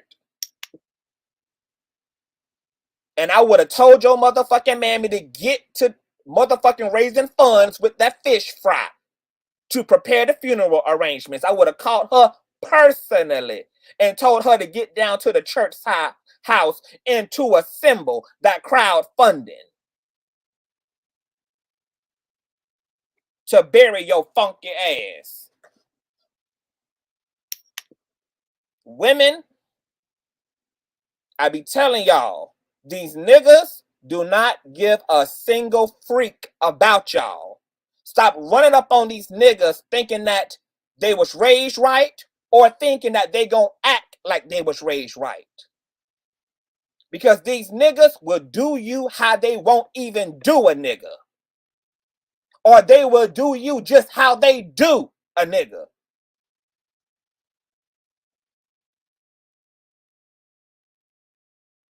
These niggas do not have the type of love in them that keeps them from not putting their hands on you or killing you. That ain't the type of love that's in these niggas.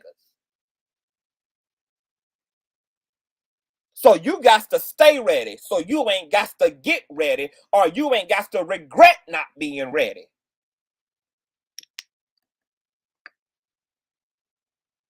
These niggas are cowards. This was an abominable display of so-called leadership and apostleship and Christship. And if this is what this nigga will do while the cameras are running in broad daylight with police presence on the scene in front of an entire live and virtual audience, then by bitch, I can only I can't even fathom the type of shit that goes on in the dark. When the light is just explicitly revealing.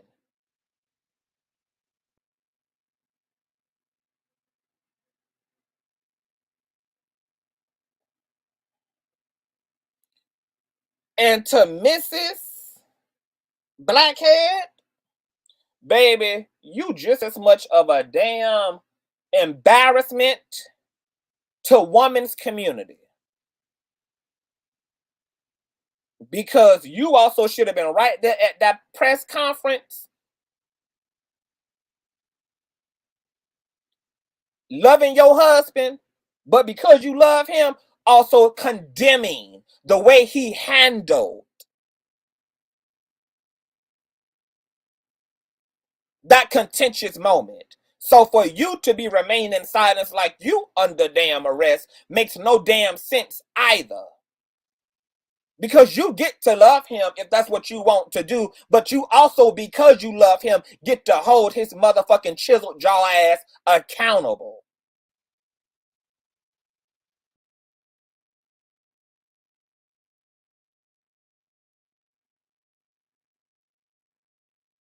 Your silence is complicit.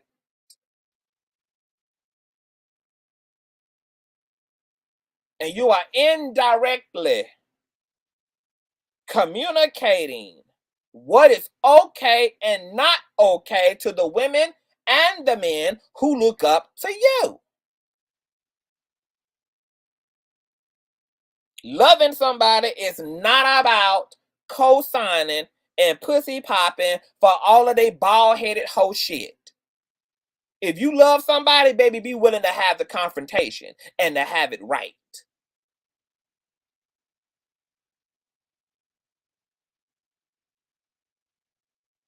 Baby, at this damn point, there ain't much of a damn difference between Jim Jones and Bishop Blackhead and what the hell he trying to create and manifest.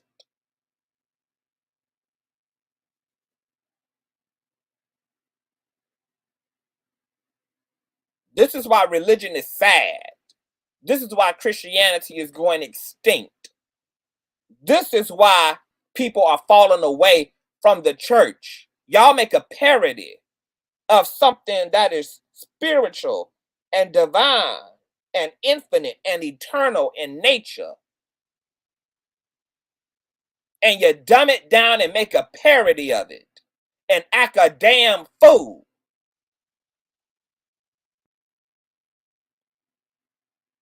And who got to pay the price when y'all get out here misrepresenting the love and the grace of God. God does.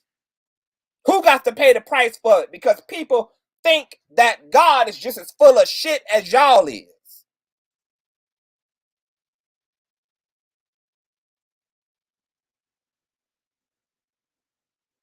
I'm disappointed in both prophetess and bishop now that I done been able to sit back and collect on it all.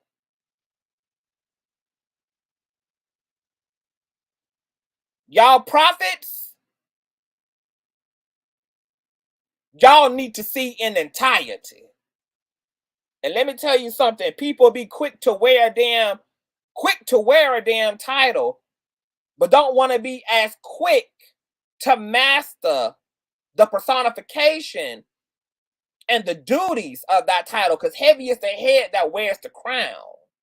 So those of you who got rank in the church, pastor, bishop, prophet, prophetess, deacon, deaconess, minister of music, choir director, heavy is the head that wears the crown, baby. To assimilate to those titles and those ranks is to also be willing to be held fully accountable for the cross.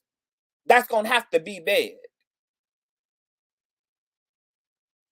Y'all want the adoration and the self-glorification that comes with the titles. But don't want to be just as passionate about fulfilling the role and taking total responsibility when Titanic sinks on your watch.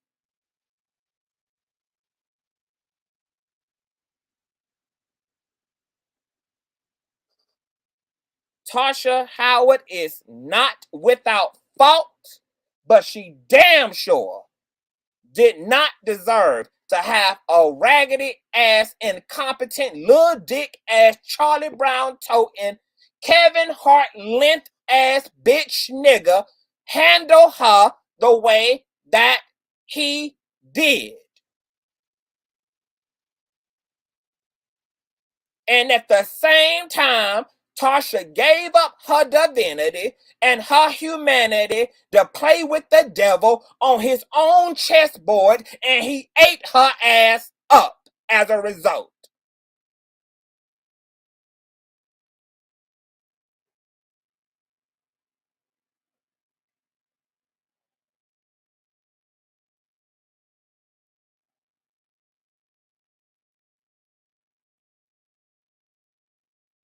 Crazy.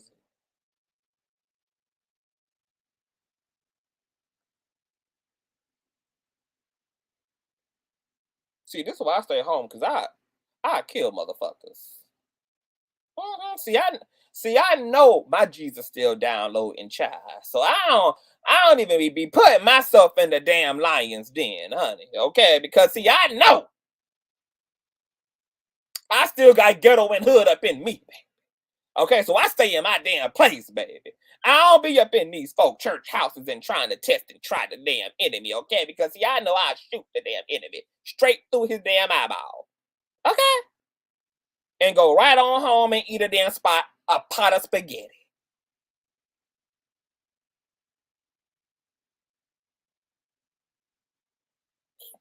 Gee, I'll chop a nigga scalp clean off, come right on home and jump on loud with y'all and act like I ain't just committed a damn heinous crime, okay?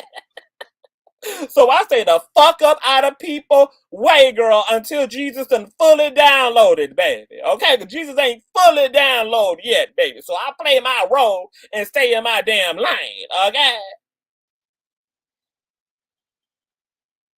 Because I ain't got time to be getting caught up like Miss Tasha Howard got caught up, baby. And I ain't got time to be Bishop Blackhead and no damn body, okay?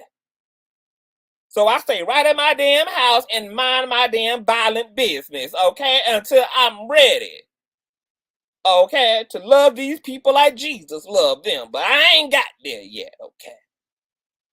I'm ready to expedite folks' journey to the Lord, honey.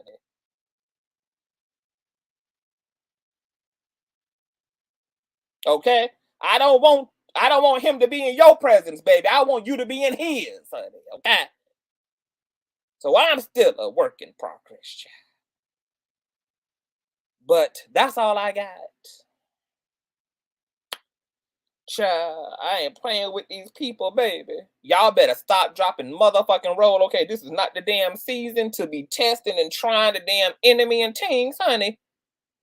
We in a retrograde, honey, and I told y'all that the enemy was going to be snatching wigs, honey. Okay?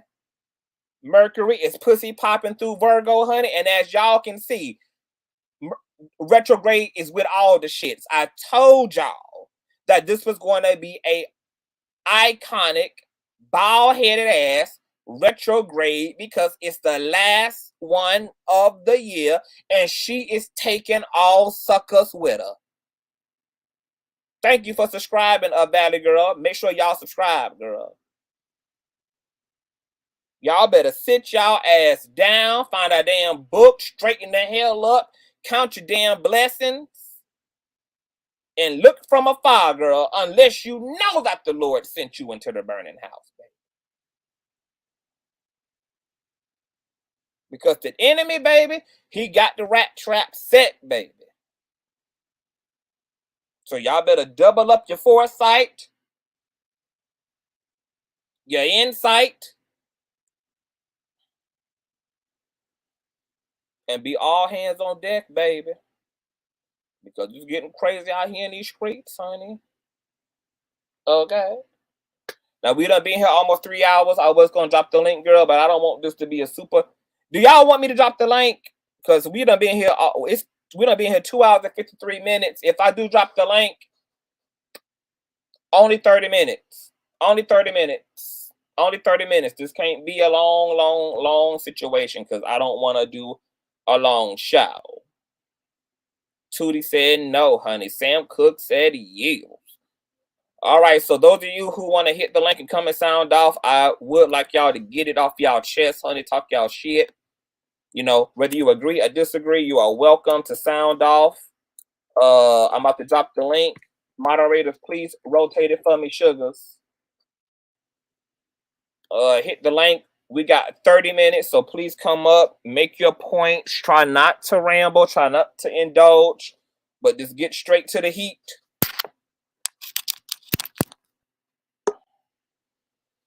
Oh, this is my baby mama hot, baby. What's going on, love? Can you hear me? You see what I got right? Oh, it's homemade popcorn, y'all. I went and got my bucket of popcorn and pulled up. I am not mad, child. I just had some damn chicken. I don't even do chicken, but I had chicken last night. Listen, you went to Reid and I said, let me go get my popcorn. What? I wasn't finna. I ain't mad at it. What you think about all this going on? Listen, as one, I have walked in the office of the prophetess since I was 30. I am 54 years old now. I will say this. I feel like the prophetess was out of order, first of all. I've gone up into many a person's church because, you know, most pastors, bishops, you know, whatever, apostles, they're all men. And even if they aren't, there's a certain level of respect that you're supposed to have when this is not your home church. Okay? A certain level of respect. I do feel she on her own probably was not necessarily going there with all the best of intentions. I have and still do operate within the gift of tongues with the interpretation thereof.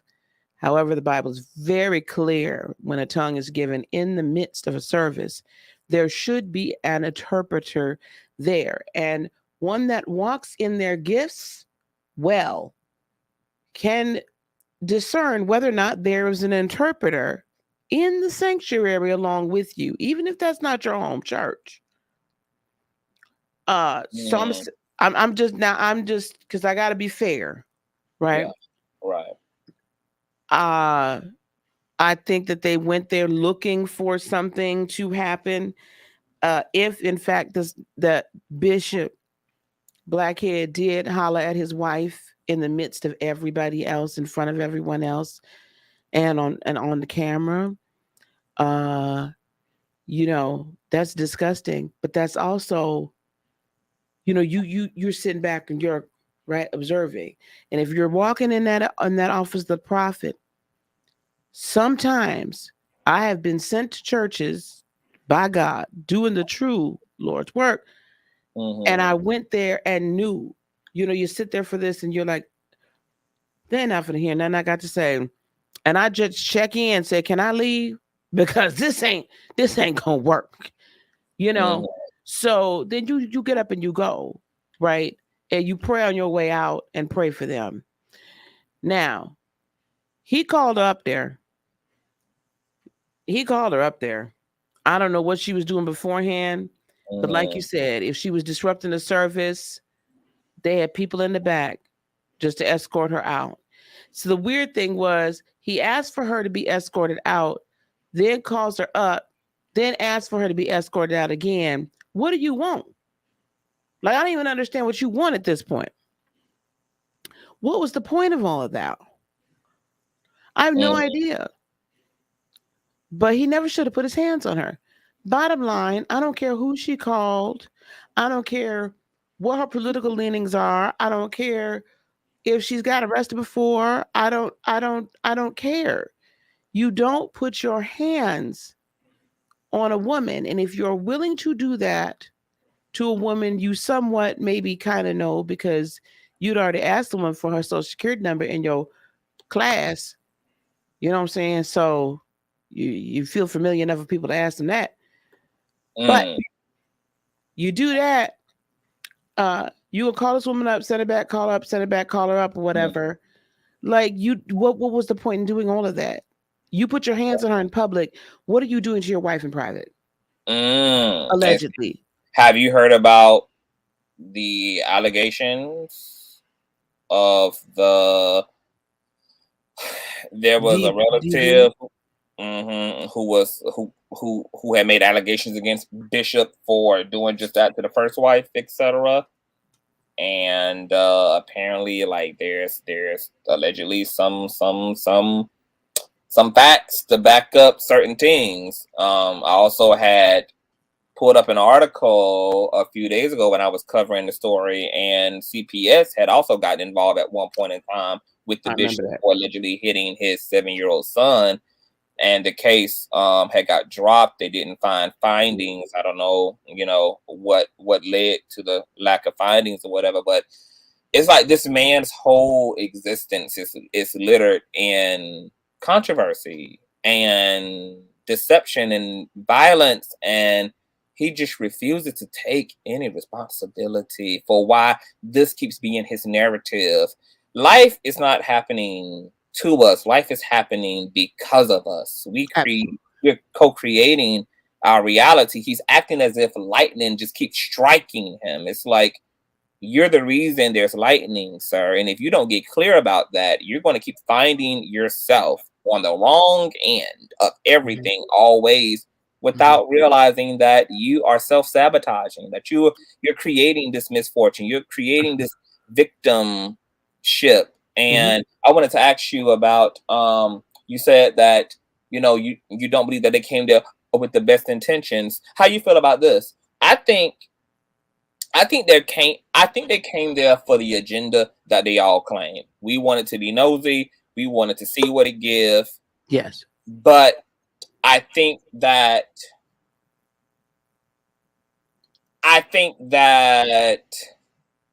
they also weren't shocked that something happened, because I also think that they expected a clown show, and they got a clown show. And I don't think that was like far out of their reach of what shenanigan could develop. But I don't know, it's kind of hard for me to believe that they came because he kind of created the circumstances that, you know, played into the end thing, you know. And I can understand it being a natural reaction from Tarsha to interject when he screamed at his wife, even though it was still inappropriate. But I think because she already didn't respect him by this point, it was easy for her not to respect us as a church, and to not respect this man as a man of God, and to not respect this environment, because she had already lost respect by the time, you know, she came to the service. You know, there had already been all this stuff about the robbery. There had already been the stuff about Social Security numbers in the training. There had already been all of this. So I feel like she let herself go, and it kind of bit her in the ass, but still also exposed Bishop on the back end. It seemed like a lot of lessons were in this for all parties. I agree with you. I think when I say I don't think she came with the best intentions, I don't mean she came there to disrupt the service. Right. You know, we can go somewhere and you already have a predisposition that I know there's going to be some tomfoolery, you know, going on here. And so I'm just, you know, going to have my popcorn and wait for the show. You know what I'm saying? Yes. And so I think that's really, you know, that's the reason that she was going. And if she is writing the book on that she says she's writing, that's a very good book to write about the effect of charismatic so-called men of God on the Black community. Because what we all saw on this is an outward display of what goes on behind closed doors. Having been behind closed doors or having been behind the pulpit, in the back, down in the meetings and whatnot, the absolute patriarchy, misogyny, just completely egotistical, narcissistic. And I'm not saying everybody is, but there's quite a few. There's quite a few. That's just an outward show. Absolutely. I agree. I totally agree. Okay. All right. Hold those beautiful braids of yours, Queen Barbara, and then Miss Peony. I'm probably butchering that as well. Peace and blessings, everyone. Praise the Lord. Peace and blessings. Praise the Lord. Praise the Lord. Yes, Miss Barbara. Your thoughts on the things, child? First, I'd like to say this. I am certainly glad that church looked it better than what I was imagining.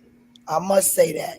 When I looked inside the sanctuary, it was kind of cute. It wasn't, you know, because I thought of it in a whole different way. Yeah. But with the structure of buildings in the city, they did a good job with that raggedy place, but it looked really nice inside. I agree, because when I had visited Philly, it's like a lot of the buildings have an older design and everything kind of can look a little dated, but like the inside is where it's a lot of the So let me give them credit for that.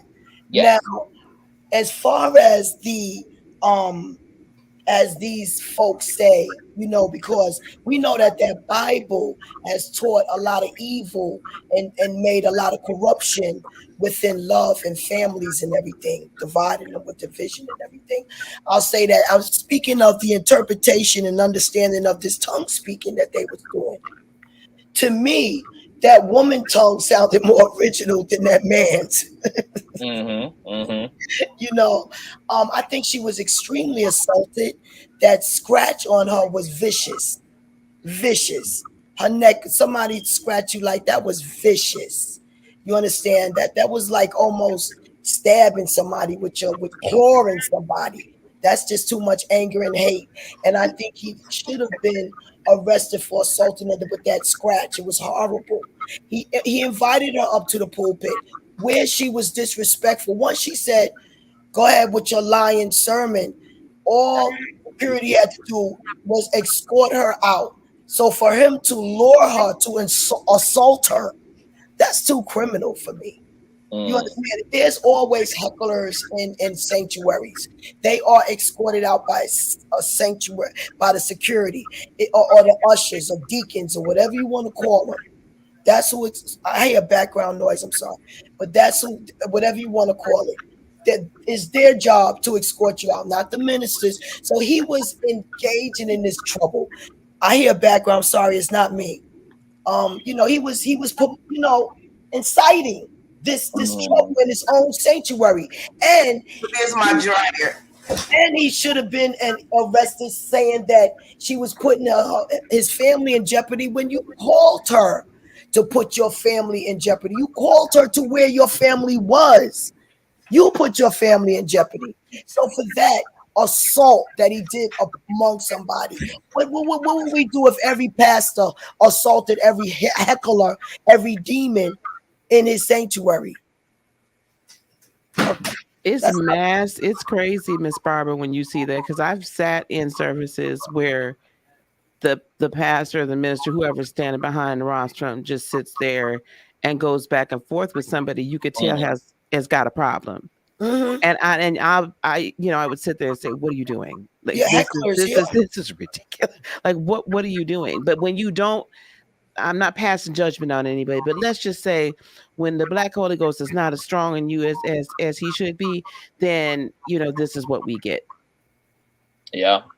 And I want to read this because Tarsha has said that even the judge had never even heard of the charge disrupting a religious service before. So, but this is apparently a real charge, and it is of any person who shall willfully and maliciously disturb or interrupt any meeting, society, assembly, or congregation convened for the purpose of religious worship, enter such meeting while in a state of intoxication, or use or sell spirituous liquors, or use blasphemous, profane, or obscene language at or near the place of meeting, shall be guilty of a misdemeanor and shall, on conviction, be sentenced to pay a fine of no less than $20 nor more than $100, or be imprisoned for a term not exceeding 1 year or less than 30 days, or both, at the discretion of the court.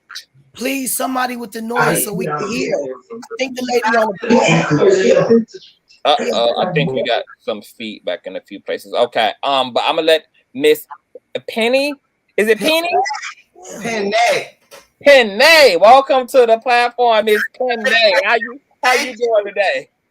Man, I feel so wonderful. You are so cool, man. You read. Oh, thank you. Like me. You get me by reading. Ooh, that's how you get somebody. You read them real good and for a long time, so they understand. The next time you come over here, you get the same thing. Yeah. So anyway, I just strolled by and I was listening to the tape and watching you meditated and everything, how you pulled out his femininity and you just say, this is what it is. But that nigga ain't nothing but a convict. You know what I'm saying? He got a convict mind, a convict mentality, a convict attitude, and all you look at him and see convict. You know, everything he doing is a crook. He commit more crimes than Trump. He lied more than Trump. You know what I'm saying? But that's what I wanted to say. And say it's my birthday at midnight, so happy birthday. Oh my God! Happy early birthday, Happy birthday. Miss Penny. Thank you. I gave myself a present. On period. What you got for yourself? No smoking cigarettes. I'm done. Oh my God! That's a great birthday gift. Come on, honey. That's right. You look amazing. I'm living for the platinum, honey. On period. Over the bad self, but I agree. Bishop is. I'll be 63. Oh, black don't crack. Black don't crack. You got a background noise, baby. Please, you got a background noise. Hush, Queen. Queen, it's her birthday. She can have a background noise if she wants to. Okay, leave her alone. Me. Well, happy belated birthday to you, babe. You look amazing.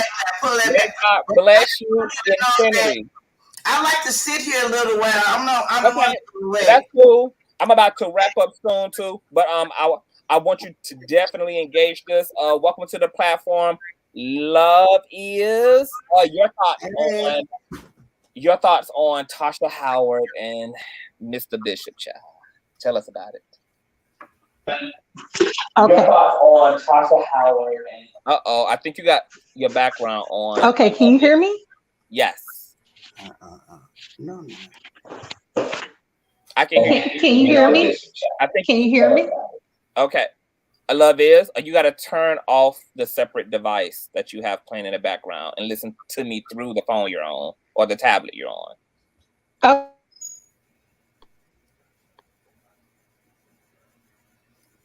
Can you hear me? Hello? Yes, can you hear me? I think you got your background on. Okay, can you hear me? Yeah. Okay, love is. I'm gonna have to drop you, boo. I need you to turn off the background. Like you got me. It sounds like I'm on like a TV or something. You got to turn that off so you can listen to me in real time. But welcome to the platform, Roberta. Welcome. Thank you for being here. Your thoughts, Shy. I don't even know what to call it at this point. Oh, first of all, I get a real kick out of your your commentary. You are the real deal. Yes, he is. Here's my thoughts on that, and this is my personal thoughts. Number one, on the video, when I saw her and the other young lady pacing on the outside, I'm thinking to myself, this is where the enemy started the conversation with them even before. Because I'm like, if you come into a church, you just walk in. You don't have to have no kind of outside meeting or calling anybody, but that's neither here nor there. She came there for something, and she got what she came for. I saw it coming when he called her up there back and forth. He was intimidating her then. And in his mind, you could see his face was like, he followed her. It was scary. The devil was like right there. So when I got in trouble one time at school with a fight because I was being, kind of messy with some girls that I hung out with, and a lot of stuff happened after that. And I started it. My grandmother told me, I don't give a rat's behind what happened in the cafeteria. How did it start? Everything else after that was supposed to happen. So you got to start something first, and whatever else happened after that, it's all fair. It's all fair. To get grabbed on, no one. No, I'm not saying that's right. He's wrong. He's wrong for a whole bunch of stuff. But he wouldn't have had the opportunity to grab her if she had not come in there with something on her mind. He was wrong. I'm not saying that. It's just like me. It's just like me. If I hit my husband and I keep hitting him and he haul off and knock the mess out of me, everybody would say, "Oh, he shouldn't have hit her. She's a woman. She shouldn't have." But if I keep knocking him around, then, it's the same thing. Like, I think if she never would have come there, none of that would have happened, period. I've taught my son to, if a woman puts her hands on you, run, you walk away. My son, you get out of there. A woman, there is never, unless the woman literally is threatening your mortal life, a reason to put your hands on a woman. No way. And especially not especially, but in this case, if she was causing you that much disruption, that you lost it that bad, I think you might need to go back to whatever school you went to. You might need to sit down for a minute and take a break, because you should be able to handle situations like that. Right. Being a bishop, being a pastor, and speaking from one who has spoken all over this country. I would like to give my advice, what I give my son. I tell my son, if you got a girlfriend and she put her hands on you, run for your life like she's a crazy woman. Just run for your life, because if you try to retaliate, she got a father, a brother, and others, and jail. People will come against you and attack you just because of the fact that she's a woman and vulnerable. But a man, defend yourself. Only defend yourself if she's trying to kill you. Run, just run. Just your main action. That's what I want to say. I teach my son. Yes. I teach my son to run from a woman. Yes. That's what I do, point blank, bottom line. My son will never hit a woman. He'll never disrespect a woman. Every woman he meet, he make him feel like a queen. He will never, ever put his hands on a woman. Never. Not even. Woman will put his hands on him. That's what I'm saying. Yeah. Can I just wrap up my last part and I'm gonna drop down? Okay. Now, And I also have a question for you too, Roberta, after you wrap up your last part. Oh no, I just want to make it clear that the bishop should not have touched her. I just want to make that clear. I don't care what she did, said. He should have had enough restraint, but I agree that they both were operating in the flesh and they was not operating in the spirit. And when you're not operating in the spirit, a lot of stuff. Somebody's over talking me, and I think it's rude. I'm sorry. I'm so sorry. Yeah, let me just finish what I have to say. Okay. And I just think it's, I don't even forgot. I just lost my train of thought. But go ahead, Conscious. What were you going to ask me? That you're not making an excuse for Bishop. You're just saying that. Yeah, he should not have touched her at all. But when did that happen? Did that happen as soon as the person walked in, or was a part of the flow of events that, like the domino effect? And so what I'm saying is she came in there with the wrong intentions, and which she should not have. He shouldn't have never touched her. I mean, it's a lot of stuff that happened in that little short time that we probably won't know all the things. I would be interested in the conversation on the way to the church and all that, but I'm not an attorney. I really don't care. But I just think they both were wrong, period. Yeah. And that's all, that's my wrap. So what's the question, Conscious? Well, sure. I forgot the question I was going to ask you, but I was going to say that, the reality is about what you're saying is that it's of the highest spiritual wisdom to turn the other cheek. That if you do anything to engage your enemy, you are on some level bringing attention to a reaction. Like if you give something your attention, it can become your reality, and you cannot make this assumption that people are going to bring a butter knife to the fight just because you're bringing a butter knife to the fight, or just because you're only bringing your mouth to the fight, that someone else is going to bring their mouth to the fight. And we know that if people do the most, and I think that's what Miss Collins is saying about the accountability that Tarsha has to have, is that she got on her petty. And her getting on her petty, she opened herself up to Bishop's petty, except she underestimated Bishop's petty. Right? She underestimated Bishop's petty. And I think in the highest of the highest, it is not best for us to engage people who we can see are bothered and are troubled. I think the wisest thing to do is is to keep skipping the damn loop. Keep skipping the damn loop, because once you open that door, it's just no telling what the hell is going to come out of it. That's true.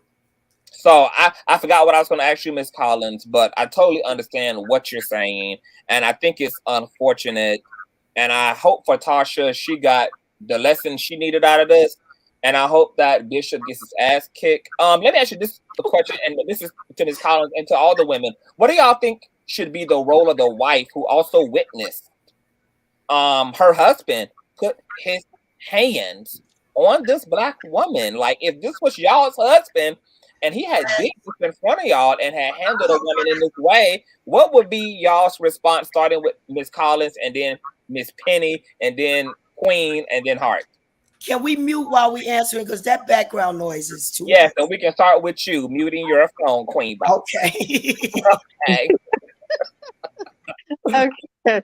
Well, it's hard because you have to talk about the individual wives. I mean, if it was my husband, which I don't have a husband, but I'm happily single.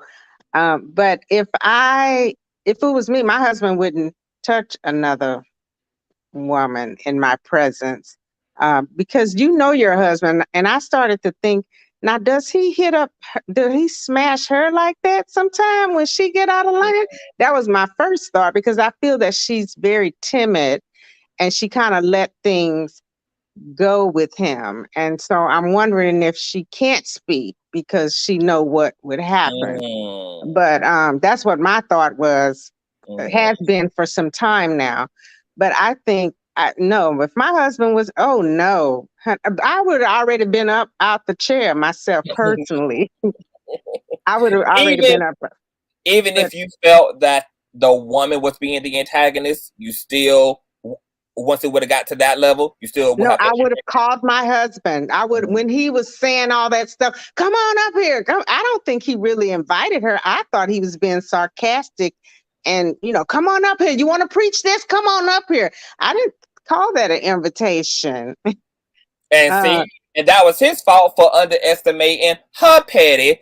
If he was just being sarcastic, but he underestimated her petty, and she met him halfway. They kept meeting each other halfway.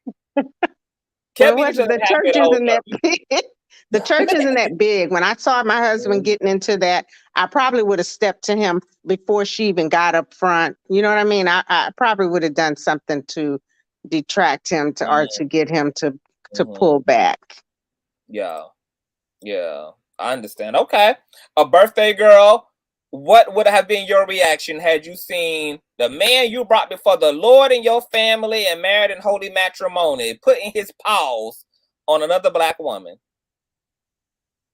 Oh, I think you on mute. Hold on. I can unmute you. Okay. There you go. First of all, a man wouldn't do that. But, amen. But if I come from a long lineage of churches from 100 years ago. I've been that church girl, whatever, 7 days a week church. Mm-hmm. And the first lady is the first lady. She's supposed to stand up, and if your husband stand up, you have to stand up with, hey, if anything were to happen, he'd have looked at you or he would have looked at security, but I would say, honey, that's not right. I would check my husband in front of everybody. Mm-hmm. I would. I'm like, honey, don't do that. I'll handle it. I'm the first lady. And gentlemen, I would took over. I would have directed that narrative because I'm a woman and I don't want him, anybody to be offended, but a real man wouldn't do that. So it's very hypothetical that you would think of it like that. Yeah. Okay. So a birthday girl said she would have checked her man right there on site, period. Yep. Queen Barbara, what would have been your reaction had the man you brought before the Lord? Okay, you got to put that noise on mute, please. Please put that noise on mute. Okay, I'm going to mute it. Okay, go ahead, Queen. I would like to say to her, praise the Lord, because she hit it on the nail when she said first lady. That lady, his wife never conducted herself as a first lady. She should have had security handle that. As a first lady, she should have had security handle that as soon as she seen. When the lady made the comment, lying sermon, it should have been over then. Security, escort her out. Because what makes him so convinced that this woman couldn't have harmed him coming up to his family? They just was robbed. So why are you calling people that you think are not in a sound mind up to your families in front of the sanctuary, what, to hurt you? Or are you sure that she not gonna hurt you? Because you ain't worrying about nobody coming up there hurting you. I don't know. That's my point. But I like when she said first lady. He's not conducting himself as a pastor, and his wife is not conducting herself as a first lady. My God. Okay, Queen Barbara, heart of inspiration. Had this been your old nasty piece of husband, what have been your reaction in said circumstance? I agree with everybody else. First of all, he would not, and I've had to. He would not. He wouldn't be acting like that. First of all, but however, I will say this: I have been in situations where not my husband, but the the main pastor, the apostle, and I've been there, as an associate, and we've had women act up. One of us and or the first lady gets up and we handle the woman. There you go. Okay. So it could be some of the female ushers. Now, he doesn't have that many people in his church.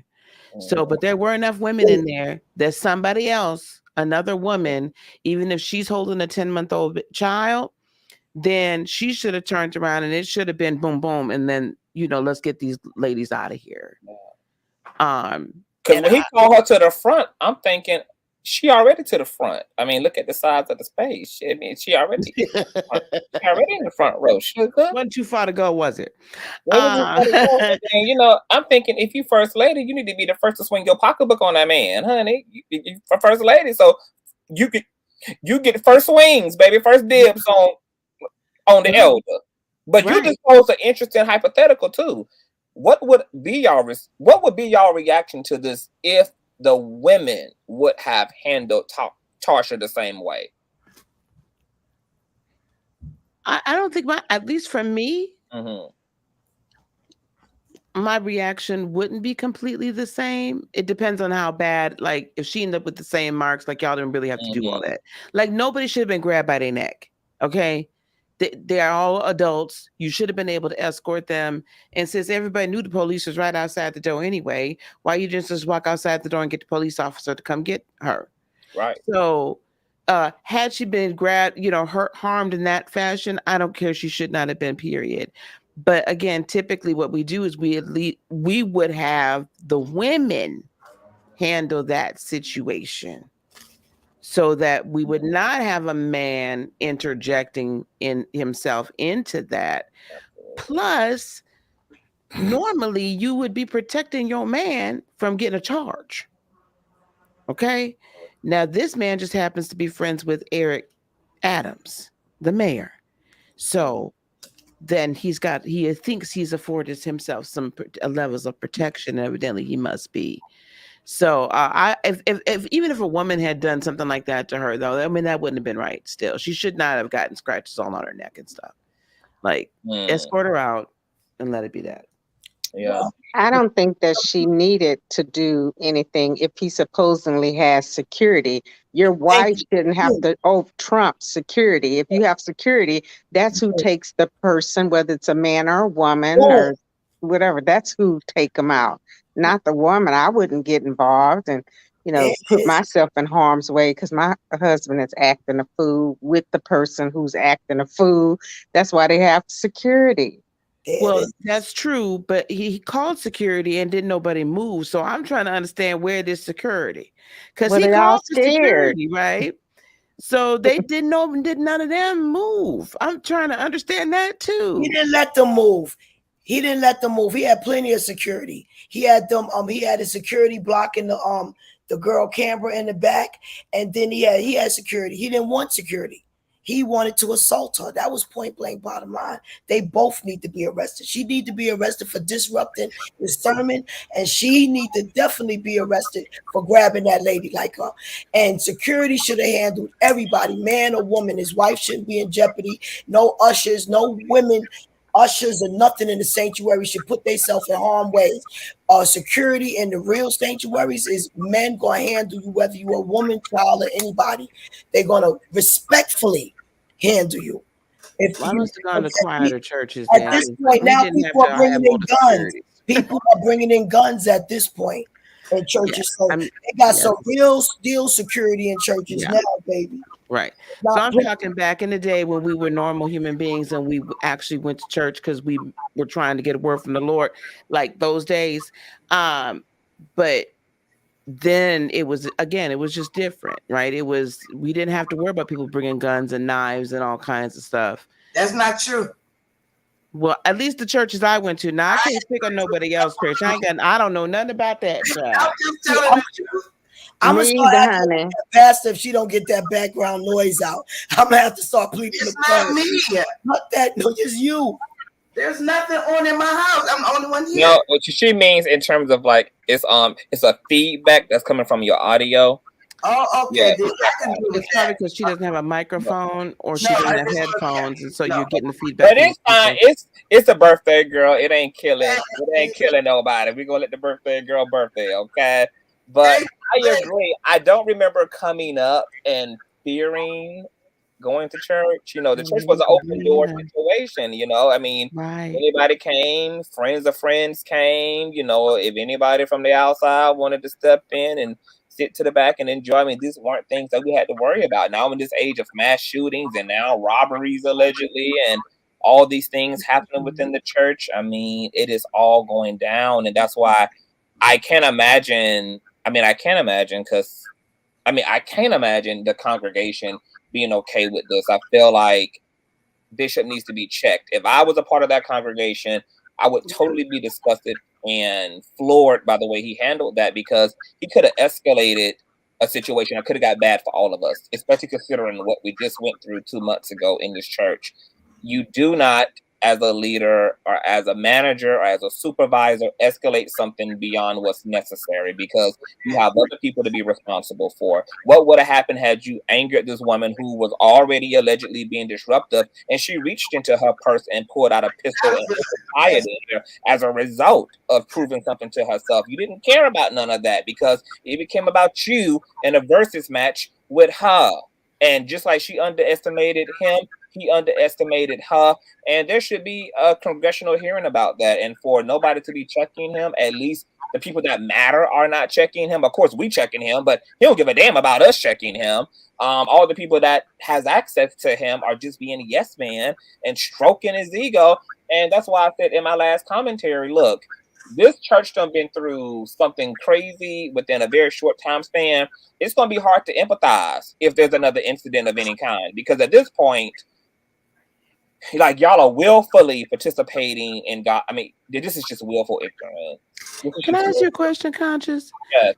Now that we know that she attended that real estate class, do we think that maybe he recognized her, and so that's why he figured he already knew this woman really wasn't going to do nothing? No, it could be premeditated. That's what I looked at. For about 10 seconds, he just looked at her and followed her with his eyes like that. And then he decided to pounce on her. But he felt comfortable enough to do that to her, independent of the fact that he's a trash man. Well, she was shouting something from the back, several things. And for one thing, I thought it was disrespectful. I don't know what she was saying, but I know that you don't sit in a church and yell at the person. On her way up to the pulpit, he asked her twice. Right. Come up. She was praying prophetically up to the pulpit. And that was loud talking. I don't know about this shit. But anyway, my point though is, I mean, listen, I visited plenty of churches, like I said, and I've seen plenty of stuff, and I have never disrespected a church like that. You just don't do that. I agree with you with that. Okay. One.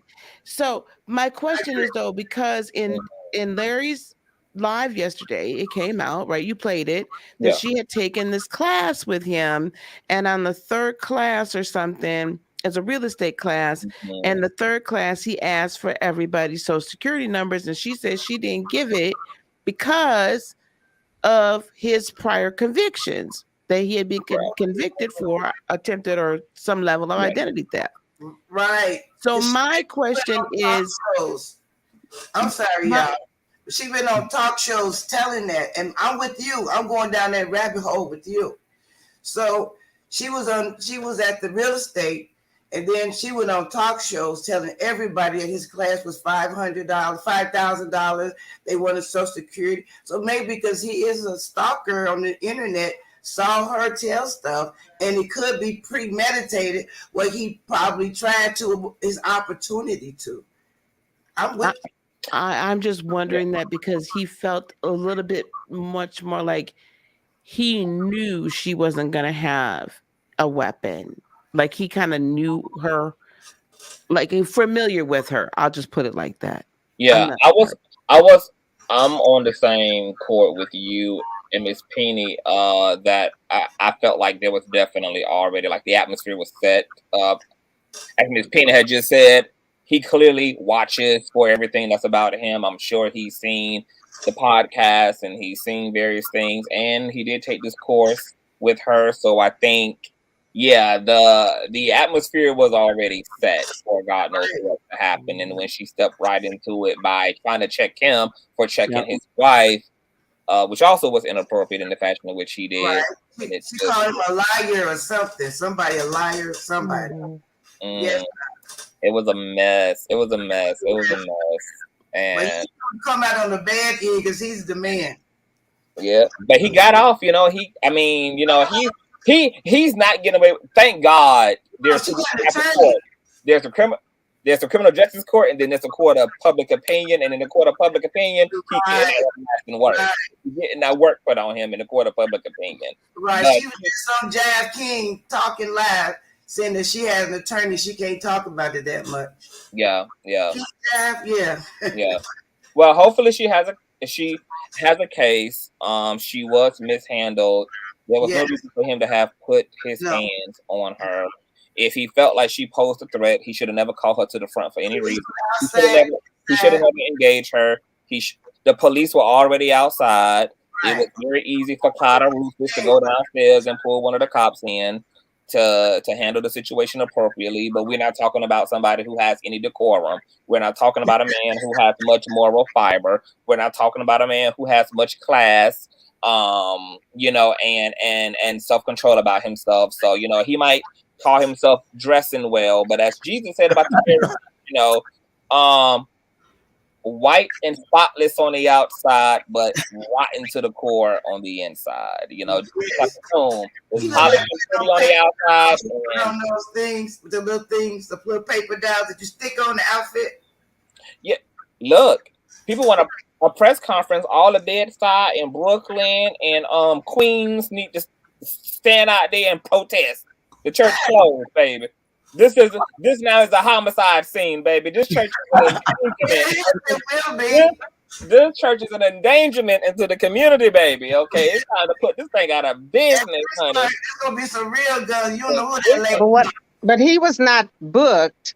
I think it's because he know people. Like if you know people, and I said it because the person, the clergy that molested my underage daughter years ago, he knew people, so he only got 3 years in prison because he knew people. Now, if there was somebody else, they probably would have got, you know, 20, 30 years, you know.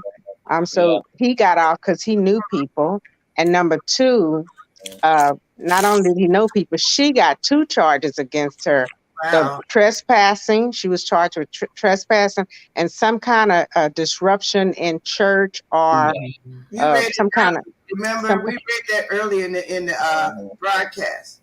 May I say this to the lady underneath? I don't think that Miss Collins is done yet. No. Okay. Oh no, go ahead. No, I wanted to speak to Miss Collins. I just hope that you sued that congregation or state. Yeah, was there any were you able to take any type of legal course of action as it relates to the offense against your daughter? Yeah, my daughter. I got her representation, yes. Okay. I'm so sorry. Awesome. Well, yeah, this is a mess. This bishop is going to maintain his buffoonery, so the story will develop. He got this lawsuit he's trying to get fulfilled against Larry and King Jives, and he also got his own lawsuits against him by 2 separate individuals, one for $91,000, another for $56,000.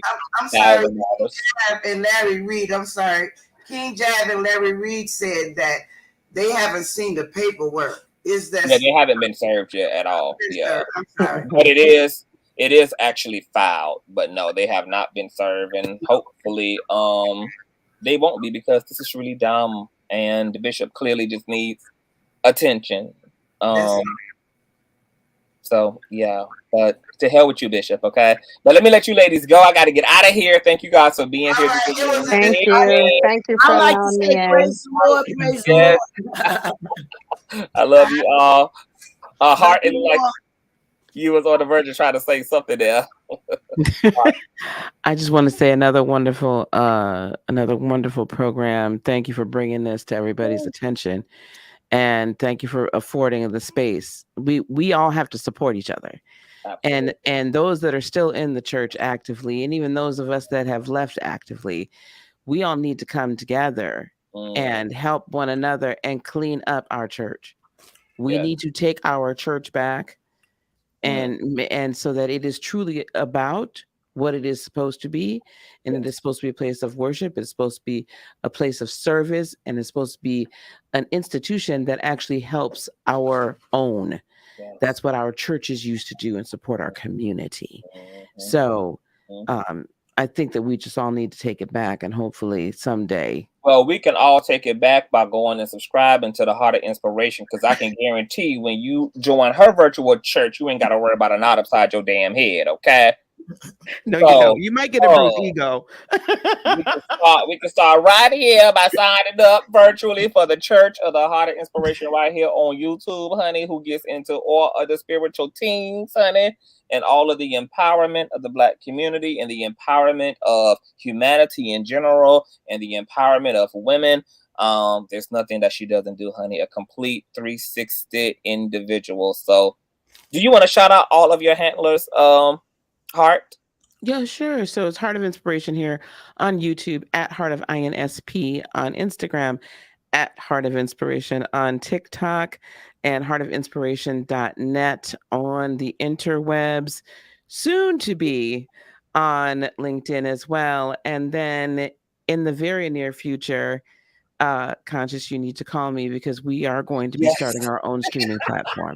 Look, if I could look, I am so shook right now at my whole lifestyle, because all I do is sleep and then get up and do commentary, and I just be checked out in between. I'm so over it. I'm tired now. It doesn't matter how much I sleep, I still feel tired and exhausted. But I have been on go since my vacation. I was lit on vacation for a week, and then I have not pressed stop. I literally got off vacation and went full throttle on commentary, and that's why the channel doing so well and the engagement, because I've been on, but I am freaking tired. And while you on vacation, others of us stayed behind and held down the fort, and we were over here building. So, my building fund, we actually build stuff.